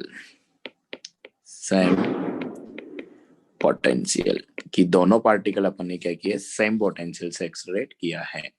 तो चार्ज को उसने रिलेट कर दिया कि जो हाइपोथेटिकल पार्टिकल है उसका चार्ज 5 टाइम्स है, मास 10 टाइम्स इलेक्ट्रॉन का, और पोटेंशियल दोनों के लिए क्या है, सेम है। अब तुमको दोनों का वेवलेंथ कंपेयर करना है, वो भी बोला है उसने क्या कि रेशियो अपने को निकालना है, ratio of D Broglie wavelength of hypothetical particle two electron, मतलब ऊपर अपने को रखना है हाइपोथेटिकल पार्टिकल, नीचे अपने को रखना है इलेक्ट्रॉन। ये तुमको फाइंड करना है। निकालो, कौन निकाल पाता है? एग्जैक्ट आंसर बताओ क्या आ रहा है। तो देखो फॉर्मूला तुमको क्वेश्चन देख के समझ में आ जाएगा कि यहाँ पे देखो कि किसकी बात हुई, मास की बात हो, चार्ज की बात हो रही है, मास की बात हो रही है और पोटेंशियल की बात हो रही है। तो पोटेंशियल से समझ में आ जाएगा कि अपने पास फॉर्मूला कौन सा लगेगा, दोनों चार्ज पार्टिकल है तो lambda equal to h upon √2m q × v, ये वाला फॉर्मूला अपने को लगाना है। तो काइनेटिक एनर्जी देख गिवन है अपने को, तो h upon √2m kinetic energy लगाओ, वेलोसिटी मास गिवन है तो h अपॉन m भी लगाओ, मोमेंटम गिवन है तो h अपॉन p लगाओ, और चार्ज पार्टिकल है उसका पोटेंशियल गिवन है तो h upon √2m q × v लगाओ। तो सोचो क्या करोगे, किस तरीके से करना है।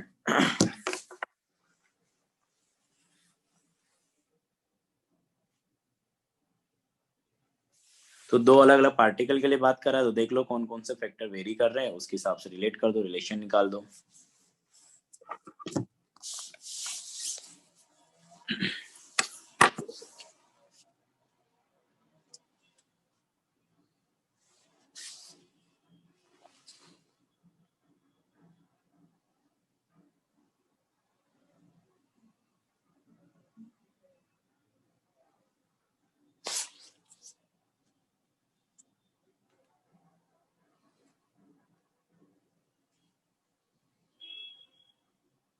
आया किसी का आंसर?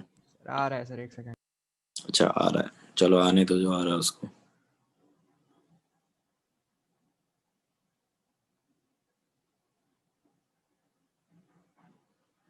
So 1:10। सर शायद 10:1 आ रहा है। अच्छा 10:1 आ रहा है, आस पास ही हो, दूर नहीं हो ज्यादा।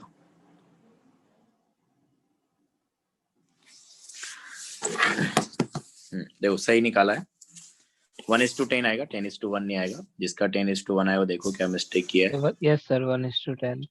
हाँ, तो अपने को ये समझ में आ रहा है कि पोटेंशियल की बात हो रही है, चार्ज की बात हो रही है, तो अपने पास फॉर्मूला जो लगेगा वो लगेगा कि lambda equal to h upon, एक क्वेश्चन पढ़ के तुमको समझ में आना चाहिए कौन सा फॉर्मूला अपने को लगाना है, √2m आ रहा सर आंसर इसका q × v। यस सर मेरा भी आ गया, छोटी सी गलती हो गई थी, आ गया 10:1।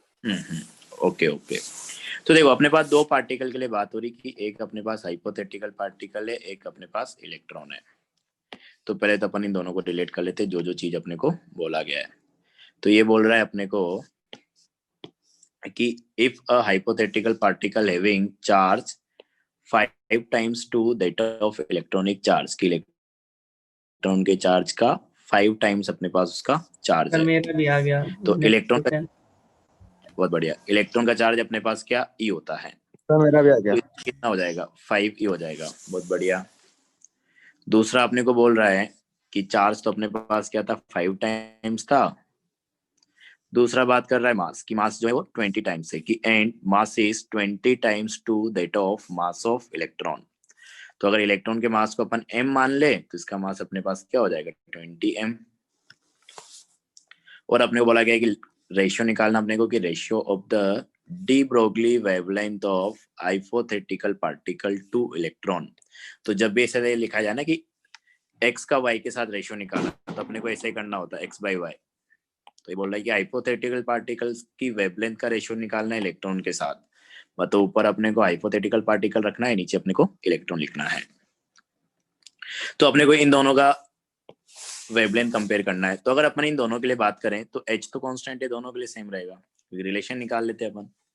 मास अपने पास क्या है, दोनों का अलग अलग है, चार्ज दोनों के लिए क्या है अलग अलग है, और उसने बोला कि पोटेंशियल भी अपन ने दोनों को सेम ही दिया है कि assume that both particles accelerated with the same potential, कि पोटेंशियल लगाया दोनों के लिए सेम है। तो v सेम है दोनों के लिए, h सेम है, 2 तो कांस्टेंट है एक तरीके से, वो भी सेम है, तो अपने पास m और v ही क्या हो रहा है चेंज हो रहा है।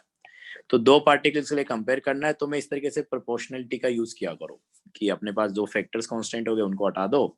तो मैं यहाँ से लिख सकता हूँ कि अपने पास lambda is proportional to 1/√2m into Q, क्योंकि ये दो चीज क्या है अलग अलग है।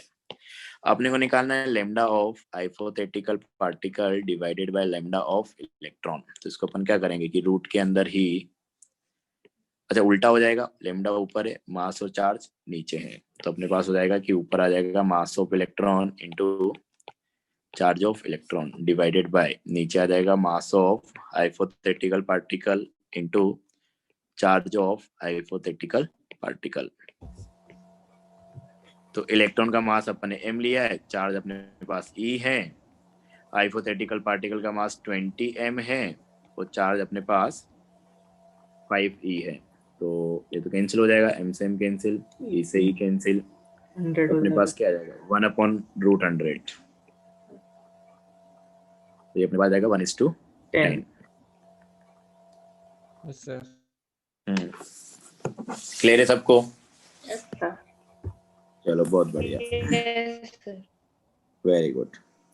तो ये है अपने पास, और पढ़ना है इसमें ग्राफ बचा हुआ बता दें, बना ही लेते हैं ग्राफ तो। अरे सर, अरे कंप्लीट हो जाएगा, ग्राफ बना लेते हैं, आसान सा ग्राफ है, ज़्यादा टाइम ले 5 मिनट लगेगा मुश्किल से, तो 3 मिनट तो बचे भी हुए हैं। तो अपन आज स्टार्ट भी लेट किए थे कि graph between lambda versus 1/√v। हाँ, कि अपने ग्राफ बनाना है किसके बीच, लैम्डा वर्सेस 1/√v के बीच। v अपने पास क्या है, वेलोसिटी नहीं है, ये अपने पास पोटेंशियल है, चार्ज पार्टिकल के लिए अपन बात कर रहे हैं।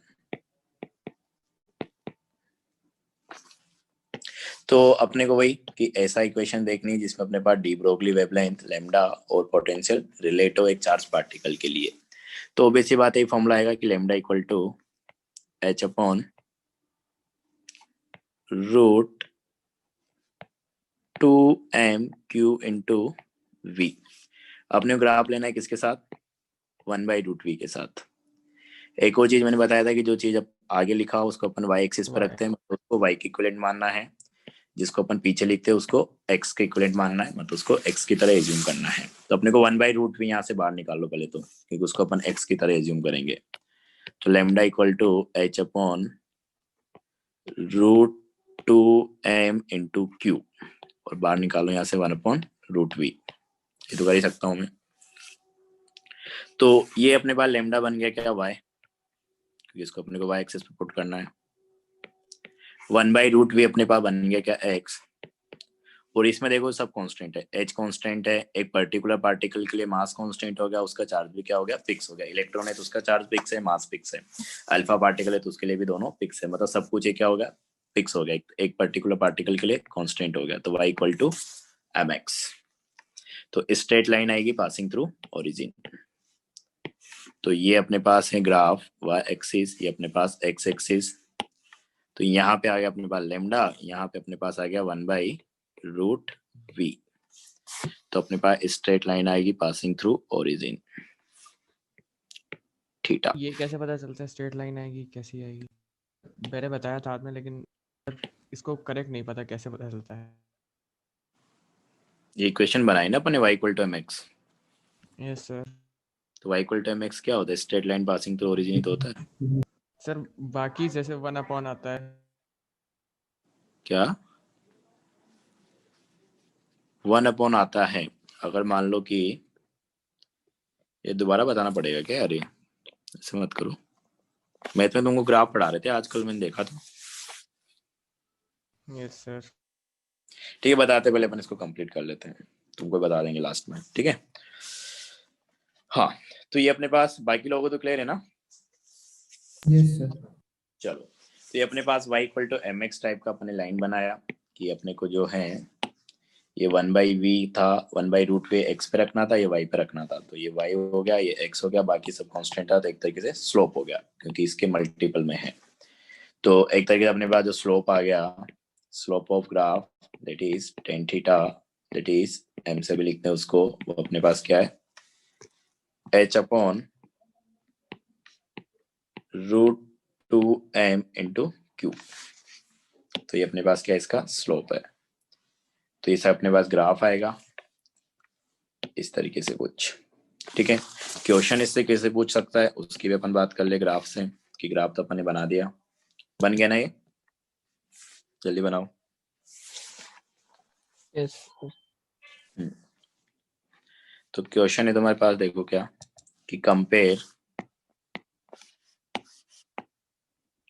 Compare mass of B and mass of A. B का और ए का मास अपने को कंपेयर करना है ग्राफ की हेल्प से, कि compare mass of B and mass of A. तो यहाँ पे अपने पास है क्या, लेमडा, यहाँ पे अपने पास है 1/√v। वो दो अपने को लाइन गिवन है कि एक ये लाइन है, एक ये लाइन है। ये लाइन है अपने पास ए पार्टिकल के लिए जिसका मास ma है, ये लाइन है अपने पास बी पार्टिकल के लिए जिसका मास mb है। अब अपने कंपेयर करना है कि किस मास का, मतलब किस पार्टिकल का मास ज्यादा है और किस पार्टिकल का मास कम है।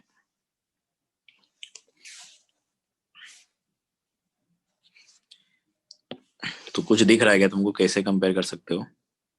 सर स्लोप की मदद से कर लेंगे सर, स्लोप ज्यादा है सर एमबी वाले की। स्लोप के हिसाब से कर लोगे कि ए के लिए थीटा जो आएगा ये आएगा थीटा ए, बी के लिए जो थीटा आएगा वो ये आएगा, क्योंकि साफ ग्राफ में दिख रहा है कि दोनों के लिए स्लोप अलग अलग।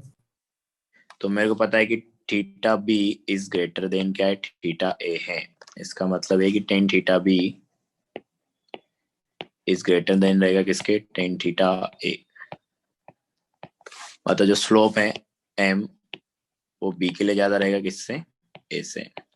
और स्लोप अपन क्या लिख रहे थे इस ग्राफ का, स्लोप अपन लिख रहे थे h/√2m क्यूब, मतलब रूट में आ जाएगा। इनवर्सली प्रोपोर्शनल है ना? हाँ अभी देख, ये स्लोप है, सॉरी ये अपन ने एम मास नहीं है तो इसको ऐसे लिख लेते हैं। अच्छा मास को भी एम से लिखेंगे ना। स्लोप ऑफ बी, बी था ना, टेन थीटा बी। हाँ, slope of B is greater than slope of A. हाँ, तो अपने पास जो है फॉर्मूला में क्या था कि h/√2m इंटू क्यूब, ये बी के लिए ज्यादा रहेगा क्योंकि यही तो स्लोप की इक्विवेलेंट है। किससे, h/√2m क्यूब फॉर ए। तो एक तरीके से अपने पास क्या है, ये मास रहेगा बी का, ये चार्ज रहेगा बी का, ये मास रहेगा ए का, ये चार्ज रहेगा ए का। अब इसने चार्ज के बारे में कोई बात नहीं की है तो अपने को मानना पड़ेगा कि चार्ज क्या है, सेम है, क्योंकि ऐसे तो अपन कैसे कंपेयर कर पाएंगे। तो ये मैं पहले ही बता रखा हूँ कि जो चीज के बारे में बात नहीं करता ग्राफ के केस में अपन उसको कांस्टेंट मान लेते हैं। तो अपने पास देखो क्या हो जाएगा कि h/h तो सेम ही रहेगा दोनों के लिए, 2 mass of B into charge of B is greater than H upon root 2 mass of A into charge of A। अब अपन मान ले रहे हैं कि यहाँ पे चार्ज ऑफ ए और चार्ज ऑफ बी क्या है, सेम है, क्योंकि इसके बारे में कोई बात नहीं की है तो इसके बिना अपन तो कंपेयर ही नहीं कर पाएंगे, तो अपने को एज्यूम कर लिया कि दोनों कांस्टेंट है। तो ऐसा कर लिया करो जब भी ग्राफ की क्वेश्चन हो तो, कि अगर कोई पैरामीटर है नहीं दिया है तो उसको तुम कांस्टेंट मान लो। वैसे वो मेंशन कर देगा, क्योंकि जेई के पेपर, किसी भी कोई पेपर बनता है तो उसमें, क्योंकि ऐसा हो सकता है कि कोई चला जाए, कोर्ट में चला जाए, अभी तो आसान होता है, कोई भी जाके डाल देगा कि नहीं दिया था, तुमने नहीं माना, तो उसके लिए फिर वो रिजल्ट वेट करना पड़ जाता है, बहुत सारी दिक्कत हो जाती है। वो कायदे से देना भी चाहिए। तो मान लो कि अपने को गिवन था कि charge of A equal to charge of B है, तो ये दोनों के लिए सेम हो गया, एच दोनों के लिए सेम हो गया, 2 भी दोनों के लिए सेम है, तो अपने पास अलग क्या हो गया, एम ही हो गया। तो एक तरह से अपने पास क्या आ रहा है कि 1/√m B is greater than 1/√m A. M क्या है यहाँ पे, मास। तो स्क्वायर करोगे, सोल्व करोगे तो अपने पास क्या आ जाएगा ये कि M A is greater than M B, कि मास ऑफ बी छोटा रहेगा और मास ऑफ ए ज्यादा रहेगा।